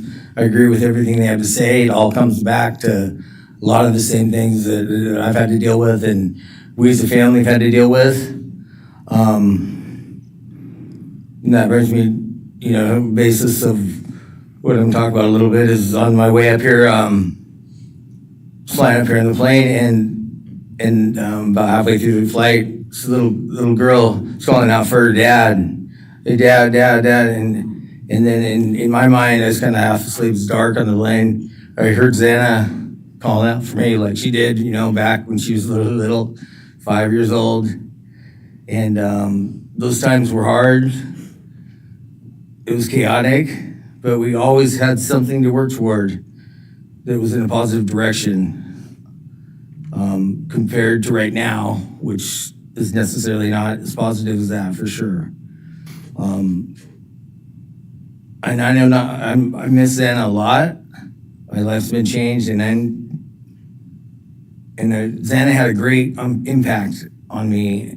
And the impact was when she was gone, I realized how important she was, and what she really did for me, influenced me, was way beyond what I ever thought. She'd call me up on the weekends, check on me, see who's with me. She's like accountability to your youngest daughter. And that really made a big difference. It made me really think about things and what it's all about, That's the things that I miss the most, is those calls on the weekends, and the calls at 11 at night. What's going on? You want to meet my friend? Whoever she was, a couple of her friends, I can meet them, talk to them. And she always did that. And it's pretty cool. Pretty cool. I really miss that. And she made a big impact on me, on other people, her family. But the impact that she made is so extensive on what happened here. And it goes so far. People from everywhere in the world, are following things, and Xana has made a difference in their lives. So, countless people told that. They might not even know her. They never knew anything about her. It's what they see, and they just love her and say how they wish she could have been their friend. Could have been their friend, could have hung out, and it's like, this is a blessing, this is the little kid was, and definitely was a big blessing in my life, and so is Jasmine, and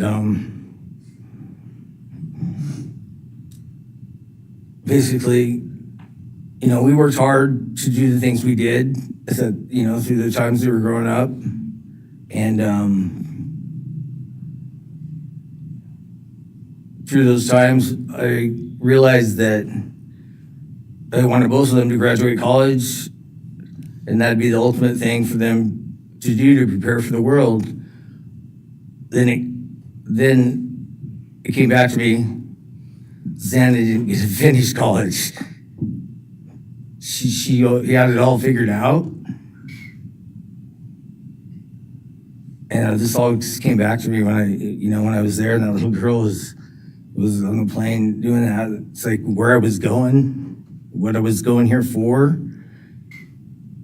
And then I just realized and thought to myself about the wonderful life that she had and we had together. And I still get to have with Jasmine, but that's the part that really counted. It's the part that really counted, is those memories. And those are what I have left, the memories with her and the ones I can make with her, and the life that I can go on with now, which is what she wants. And I say that in present tense because that's what she wants, because I've been told that, I've been countless ways that she's out there and has a way to communicate, which I'm very grateful for.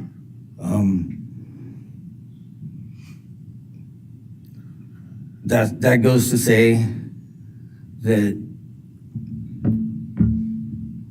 the impact of what happened to them, all 4 kids, goes so much further than just not me, the parents, the families, the community. It goes so far because a lot of kids, in the colleges, just for an example, they lock their doors now. The door wasn't locked in the back. Penn State or wherever it was, all the colleges, I know that I've heard they all lock their doors now. So maybe the impact that it's going to make is going to help out and maybe protect some people. Having this outreach and having the influence of what these kids, what happened to these kids did, all I know is I was 7 miles away when it happened, and she wasn't feeling that good. It was 11:30, and I almost went over to Xana's to say, and I would have been sitting right there in that couch. Why I didn't is because Xana said, don't be drinking and driving. Got the rental car, don't be drinking and driving, the week before that. So she was, she would have been mad at me to do that. But I really wish I would have drunk and drove, because they would have had a chance, all four of them. At this point, I just have to go on. We're gonna go on with everything and make things better in my life, because that's what it's all about. If I have closure in things, and the part that we miss is Xana, her influence, her smile, the things that she did, and we have the memories left, the great memories, and she just wants us to make more memories and not be sad or upset or shocked or taken for that, and that's what we're gonna do. We just have to. That's all I got. Thank you for your words and your courage, and bless your family.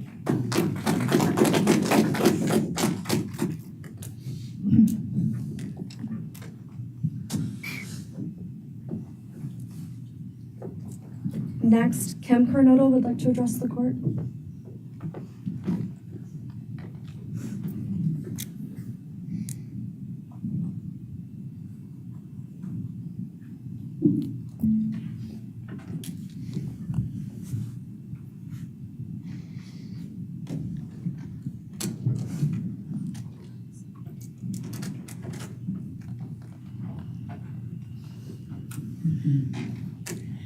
Thank you, Your Honor. My name is Kim Kernodle. I'm Xana's aunt. I was very blessed to have her in my life, in our family. And I thought I had everything in my head, what I wanted to say, but it kind of went out. And I'm always looking for the positive thing, because evil, hate, can destroy people. And that's what it started doing with our family. It created anger with our family members. And then I had to look, because Xana was everything that the media, her friends said. She was that fun, loving, high-spirited, beautiful person. And I no longer get to get my nails done with her, have lunch with her.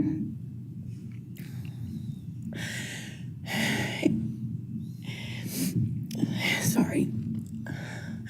But how I look at it now is this tragedy, this horrible tragedy on all of the 4 children, has brought us closer. You united us with your actions. We're united now, and we're stronger than ever. We have family and friends now that we never knew we had. And, this is probably going to bother everybody, but Bryan, I'm here today to tell you I have forgiven you, because I no longer could live with that hate in my heart. And for me to become a better person, I have forgiven you. And anytime you want to talk and tell me what happened, get my number. I'm here, no judgment, because I do have answers or questions that I want you to answer. And I'm here. I'll be that one that'll listen to you. Okay? Thank you, Your Honor. Thank you very much. My name's Stratton Kernodle, and I'm Xana's uncle, Jeff's brother. Sitting here today listening to the stories and feelings and feeling the pain from everybody is a pretty powerful thing. It's each time a statement was read, it sort of would tug into my center core as I felt everybody's anguish. And Xana meant a lot to us, and we loved her very much. But I started thinking about, instead of rehashing everything that everybody else was talked about, I wanted to direct it another direction toward Bryan and what he's done to his family, his parents, his siblings, his friends, his universe.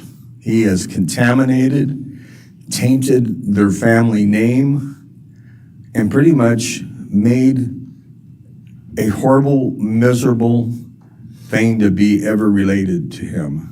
And I know that that's what he has to live with, and that has to be his pain. And that's all I have to say. Thank you.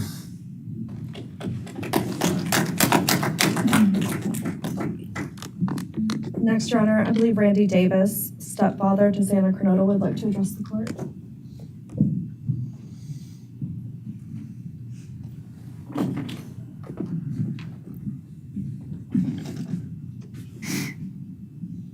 Hi, my name's Randy, stepdad of Xana. I just feel the same way we all do. All of us are united because of something that happened, and I'm grateful to know and have met some new family because of this awful event. But this is probably the last time we're all going to be in the same room together. Let's be real. So I can say, I love you all, and I feel your pain. And just God bless us all, you know? Just get through it. I had stuff wrote up. It was probably best I didn't read it out. Probably get kicked out of here, so.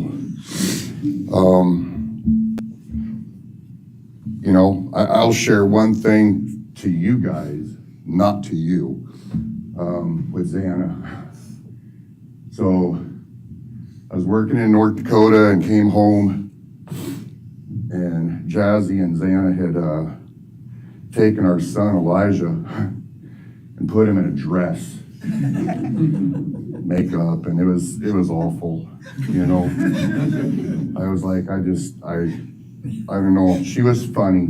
I told her she'd be in the movies and be somebody great one day like that. And now she is just above us as an angel with all the other beautiful kids. So let's hold that to our hearts, because this evil thing is not going to take nothing from us. You, man, I don't know what my limits are here, but I'm really struggling, dude. I am struggling. So I want to just be out in the woods with you just so I can teach you about loss and pain. I love God. I wouldn't take your life. That's up to him. But I guarantee you, you are weak. God, I would just give a moment, man, 5 minutes out in the woods. Oh, man. Ooh. You're going to go to hell. I know people believe in other stuff. You're evil. There's no place for you in heaven. You took our children. You are gonna suffer, man. I'm shaking because I want to reach out to you, but I hope you feel my energy, okay? Go to hell.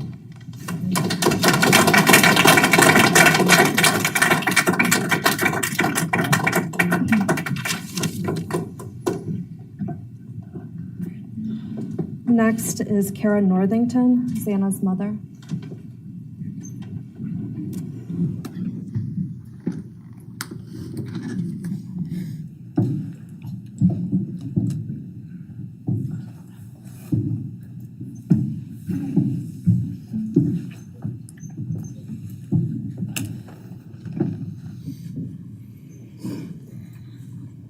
I'm Kara Northington. I am Xana Kernodle's mother. This letter is to you, really. But it's for my daughter, who was murdered by you.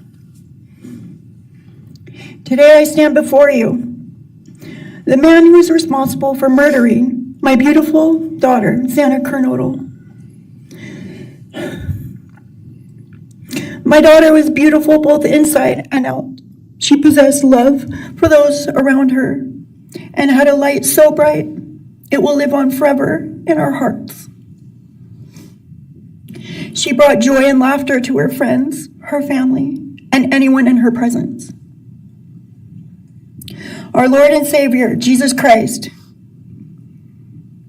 now has her in his loving arms in heaven, where she can never be harmed ever again for eternity. Because of her, I came to know my Lord and Savior, Jesus Christ. Because of her, many will come to Christ. It is Christ who lives in me that has given me the strength to forgive you.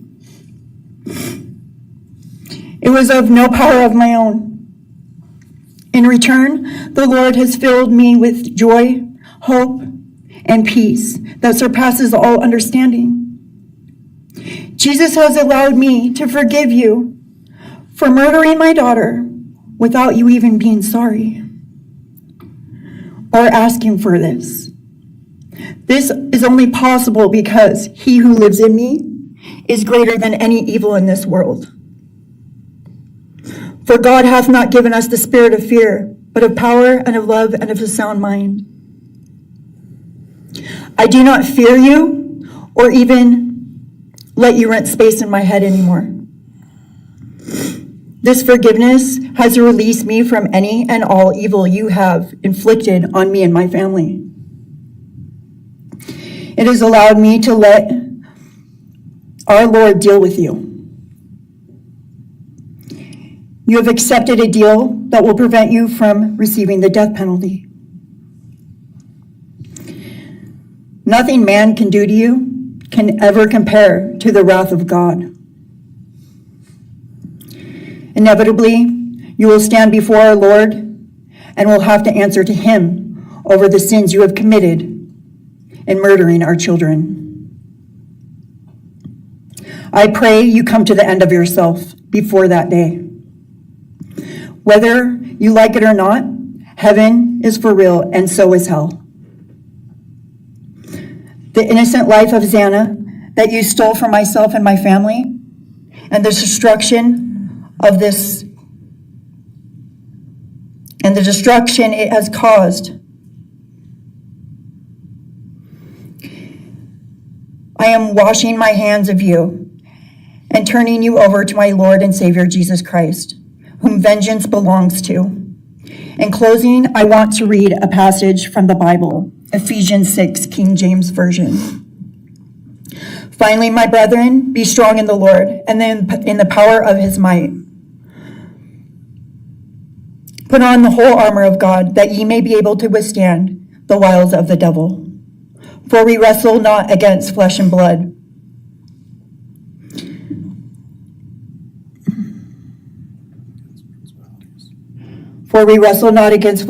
but against principalities, against powers, against the rulers of the darkness of this world, against spiritual wickedness in high places. Wherefore, take unto you the whole armor of God, that ye may be able to withstand in the evil day, that ye may be able to stand in the evil day.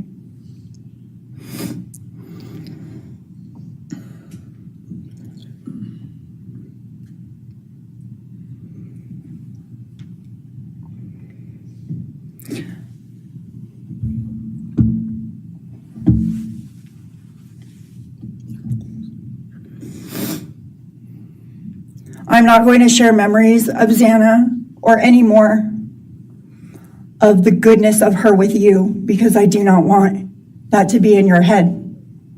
I don't want it to be in your head. You don't deserve that. You don't deserve our good memories that we have. I do pray for you. I pray that you come to the end of yourself. I pray that before this life is over, that you ask our Lord and Savior in your heart and to forgive you. I do pray for that. But after today, I wash my hands of you, and you are no longer a thing. Thank you. Thank you.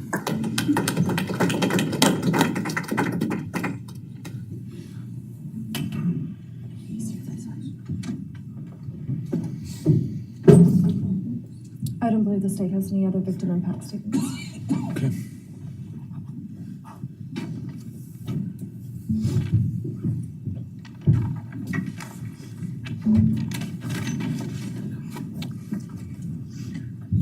Right, state can argue.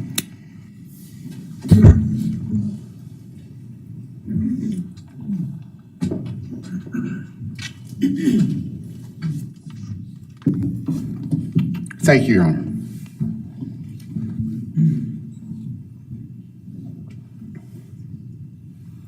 Just as a housekeeping matter to start, there will be the issue of restitution.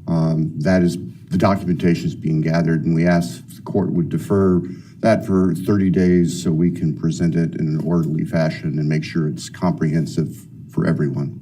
Any objection to leaving restitution open 60 days? All right. Thank you, Your Honor.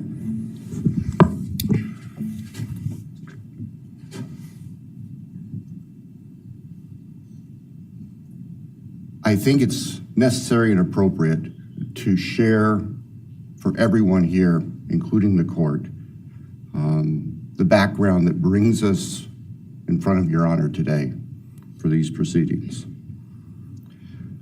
As the record reflects, and as everybody in this courtroom knows, the defendant has pleaded guilty to all 5 counts charged in the indictment. Under oath before Your Honor, he has admitted that the charges against him are true. He has reassured the court that he has not been coerced or threatened to make those admissions. And Your Honor did an extraordinary job in taking the pleas back on July 2nd. We appreciate the court's discipline and insight. The defendant has also waived appeal on the multitude of rulings from this court and Your Honor's predecessor in Latah County on dozens, literally dozens of motions seeking to dismiss the case, seeking to control or limit evidence, seeking to offer evidence that would not be appropriate. And we appreciate the court's consistent rulings based on the law, based on the facts.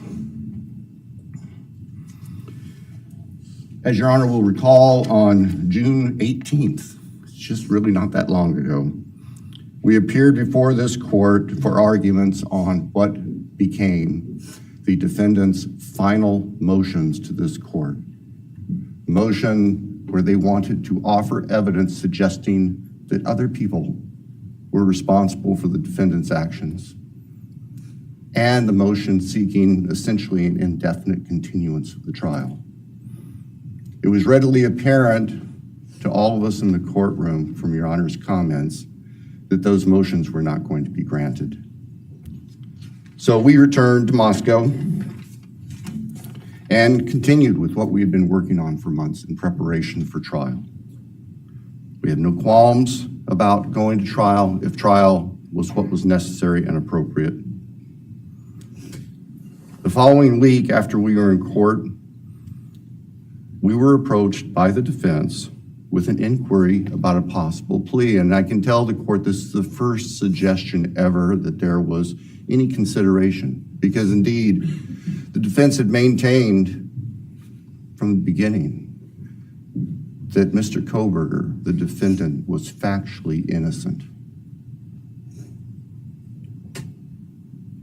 It's clear that the reality of the evidence and the case that had been investigated and prepared and that we were ready to present in court became a reality.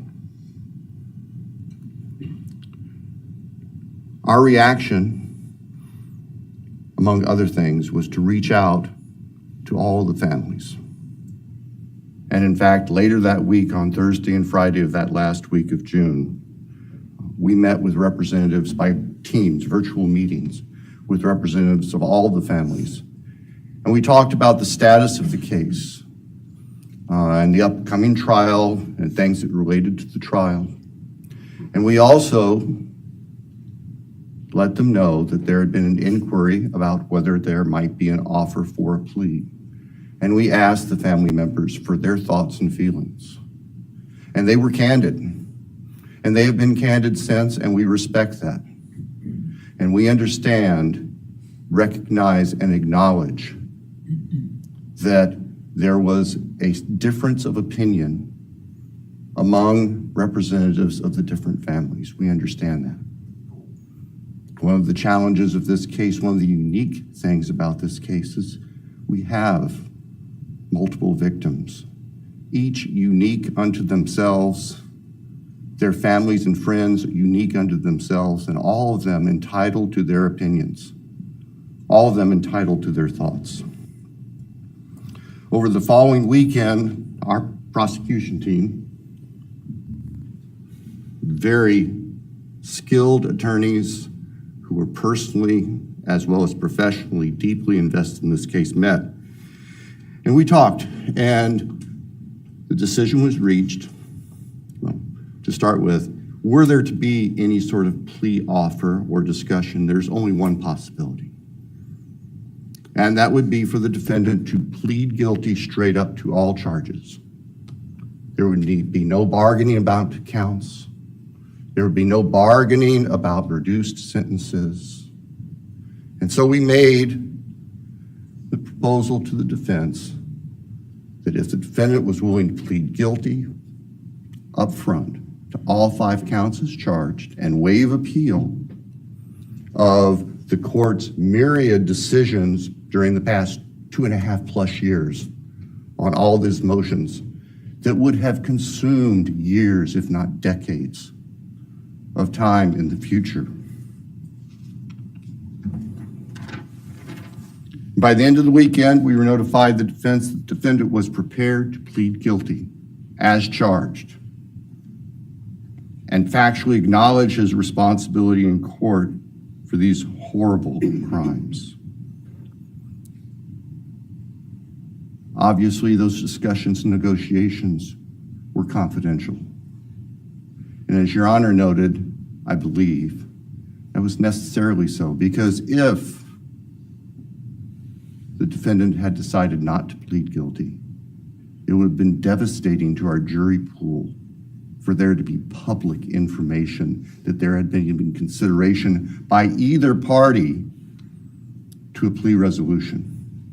And protecting the prospective integrity of the trial after so many years was paramount. So, the end of the weekend came.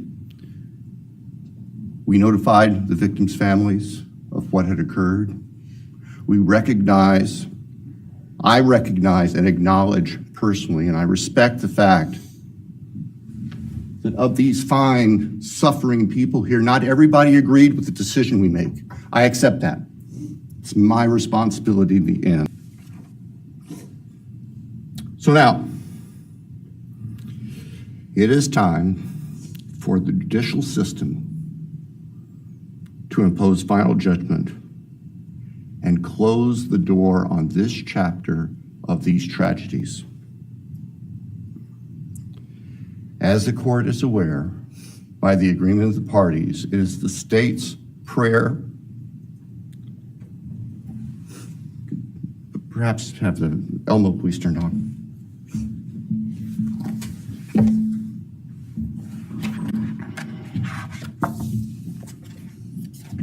Thank you. That on count 1, the felony burglary, that the court sentenced the defendant to the maximum period of 10 years fixed in the custody of the Idaho Department of Correction. Then on count 2,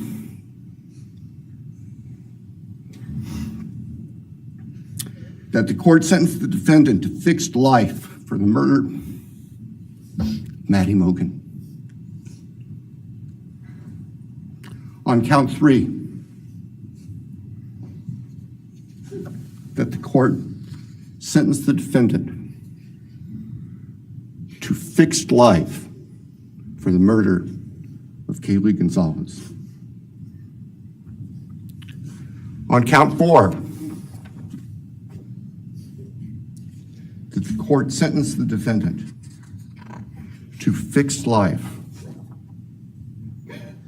the murder of Xana Kernodle. On count 5, that the court sentenced the defendant to fixed life for the murder of Ethan Chapin.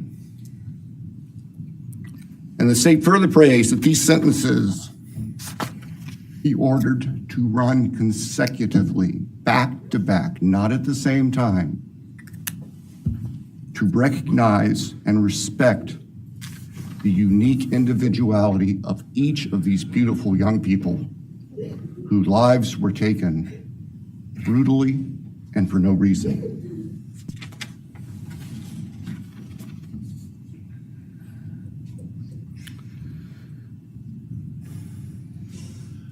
And hopefully now, as we have heard earlier this morning, it is time to afford the families and the friends and the community and the state of Idaho and the nation and the world to move forward. We can't undo, and we can never undo, the horror of what occurred on the early morning hours of November 13th, 2022 at 1122 King Street in Moscow, Idaho. For a long time, the presiding district judge in Latah County was John Stegner, who eventually became a member and a justice of the Idaho Supreme Court. And Justice Stegner often observed that even God cannot change the past. But everyone in this room has the ability to take themselves forward. And we want the judicial system to afford them the opportunity today to do that. From today forward, our memories should be focused on these innocent victims whose lives were taken, on their families, on their friends, on the community. The court has heard discussion, talk today, reminiscences today about a special family that our victims shared, not just their natural, legal, and biological families, not just their university family within their sororities, for example.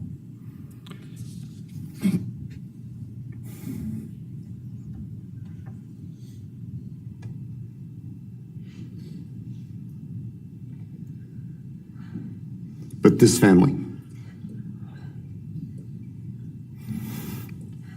This is the picture taken on November 12th, 2022, of the special family of 1122 King Road. And you can see all 6 of these dynamic, vibrant, loving, special, innocent faces taken together just across the street from their residence, and barely 12 hours before 4 of them would be brutally murdered in their sleep. They've been described consistently as being bright, caring, vivacious, with futures we can only imagine now. But they were, and they remain, a special family that I think we should all recognize and appreciate. So it's time to move forward. There have been a number of statements directed specifically at the defendant today. I have one last thought. After Your Honor imposes judgment and sentences the defendant to spend the rest of his life in prison, in other words, sentence the defendant to die in prison, He's going to stand up in the belly chains and the leg irons that he's wearing today. And he's going to be escorted into the custody of the Idaho Department of Correction. And the door will close behind him forever. That is the closure that we seek, that all of these people, these loving friends and family deserve, so that we can move forward. Thank you, Your Honor. Thank you.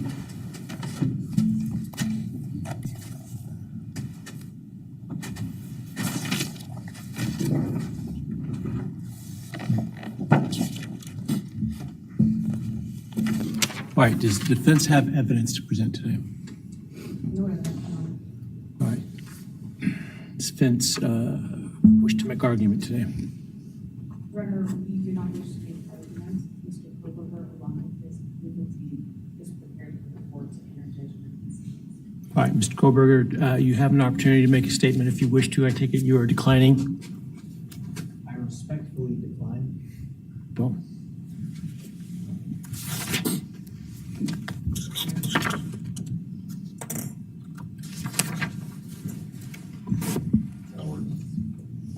Please. All right, let me start this morning by acknowledging and thanking those that have come here today in support of their loved ones, and I appreciate your courage and your strength. And I hope that you are able to move on as best as possible. Thank counsel for the professionalism that they've exhibited throughout this case. It has been my great honor to preside in this case and to help bring, to the extent possible, some resolution and hopefully justice to this case.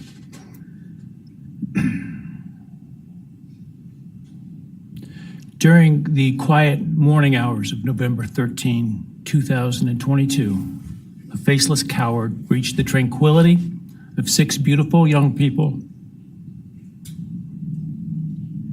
and senselessly slaughtered them, 4 of them. Who committed this unspeakable evil was unknown for several weeks, but due to the killer's incompetence and outstanding police work by numerous local, state, and federal law enforcement agencies, the person that slithered through that sliding glass door at 1122 King Road now stands before the world and this court unmasked. This unfathomable and senseless act of evil has caused immeasurable pain and loss.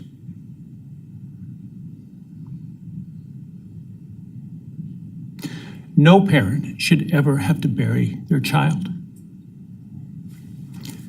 This is the greatest tragedy that can be inflicted upon a person.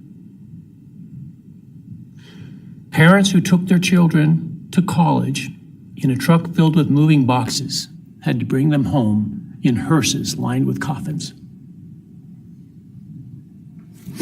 The loss this killer inflicted was not just the death of these people's children, siblings, grandchildren, as we've heard today. It has ripped a hole in their soul, destroying a special part of their very essence. Any person who is a parent defines themselves foremost as such.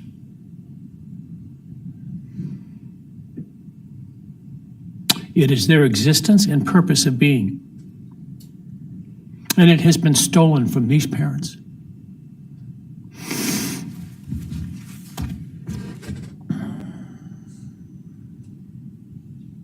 None of us have experienced the loss these victims have in the unspeakable way that they have.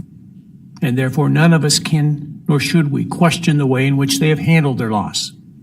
Whether that be in private mourning, removed as far as possible from this media circus, or in front of a camera demanding retribution with the loudest megaphone.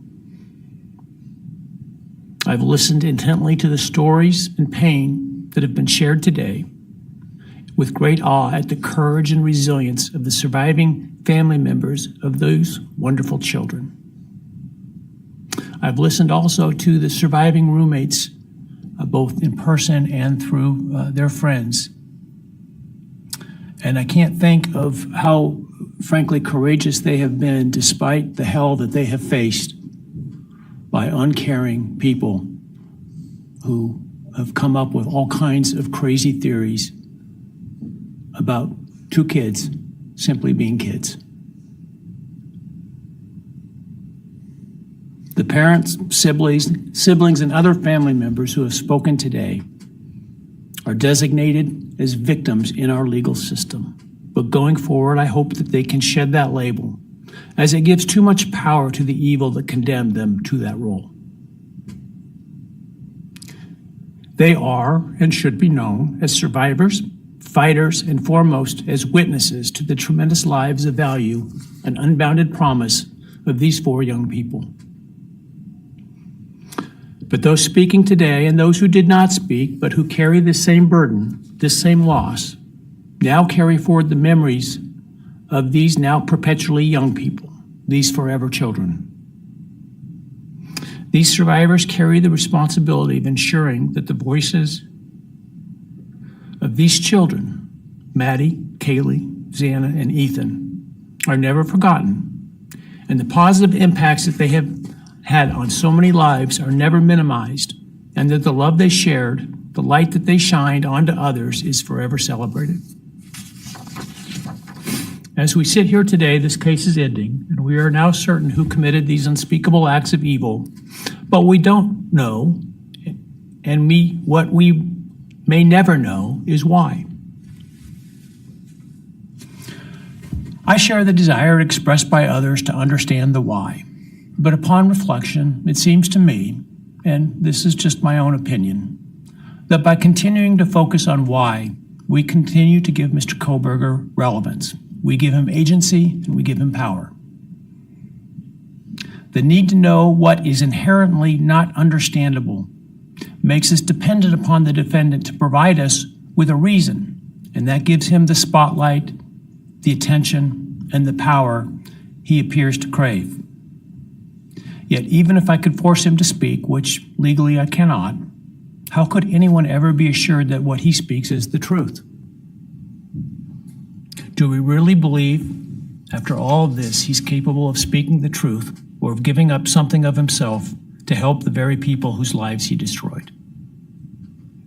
Rather, I suspect the so-called reason would be dished out in enticing, self-serving, and aggrandizing untruthful bits, leaving people wanting more information, more insight, and thus enhancing even further the power he seeks to hold. Even if we could get truthful insight, it would not in any way quench one's thirst for actually understanding why in the first instance. Because there is no reason for these crimes that could approach anything resembling rationality. No conceivable reason could make any sense. And in the end, the more we struggle to seek explanation for the unexplainable, the more we try to extract a reason, the more power and control we give to him.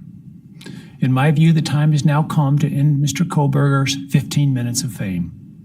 It's time that he be consigned to the ignominy and isolation of perpetual incarceration.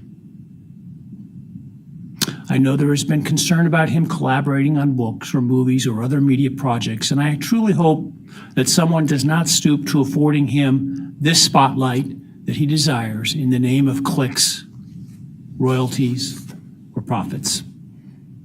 While criminal behavioralists should study him away from the spotlight in an attempt to prevent other would-be killers from acting on their worst impulses, there should be no need for that to spill over into the public eye.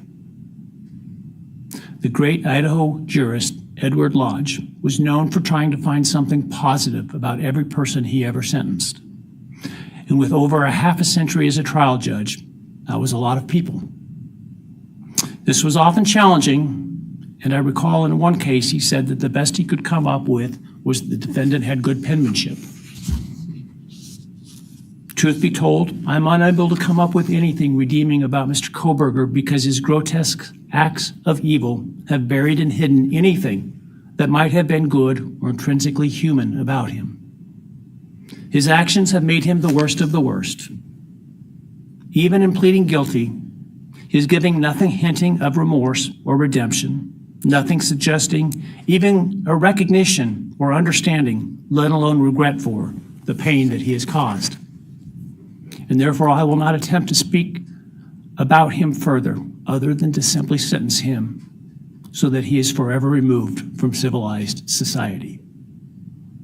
And accordingly, based upon his conduct and based upon the record before this court, recognizing the standards that govern this court's sentencing decisions as set forth in State v. Toohill, I hereby sentence Mr. Kohberger as follows.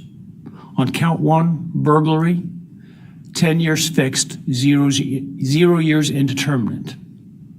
I also impose a fine of $50,000. Count 2, first-degree murder of Madison Mogen. I sentence the defendant to a fixed term of life imprisonment without the possibility of parole, a fine of $50,000, and a civil penalty of $5,000 payable to the family of the victim. On count 3, for first-degree murder of Kaylee Goncalves, I sentence the defendant to a fixed term of life imprisonment without the possibility of parole, a fine of $50,000, and a civil penalty of $5,000 payable to the victim of the family, or to the family of the victim, pardon me. On count 4, for the first-degree murder of Xana Kernodle, I sentence the defendant to a fixed term of life imprisonment without the possibility of parole, a fine of $50,000, and a civil penalty of $5,000 payable to the family of the victim. On count 5, for the first-degree murder of Ethan Chapin, I sentence the defendant to a fixed term of life imprisonment without the possibility of parole, a fine of $50,000, and a civil penalty of $5,000 payable to the family of the victim. The sentences on counts 1, 2, 3, 4, and 5 shall run consecutively to one another. Restitution will be left open for 60 days. Defendant will be required to submit a DNA sample and a right thumbprint impression to the Department of Corrections and comply with the DNA Database Act. I remand the defendant to the custody of the Idaho State Board of Corrections for to be imprisoned in an appropriate facility and execution of the sentence where he will remain until he dies. Though you have waived your right to appeal, you do have a right to file a notice of appeal, and any such appeal must be filed within 42 days of the date of the written judgment, which will be entered shortly hereafter. Though the appeal, you should be aware, may be deemed a violation of the plea agreement, and so I certainly suggest you discuss that with counsel if that is your desire.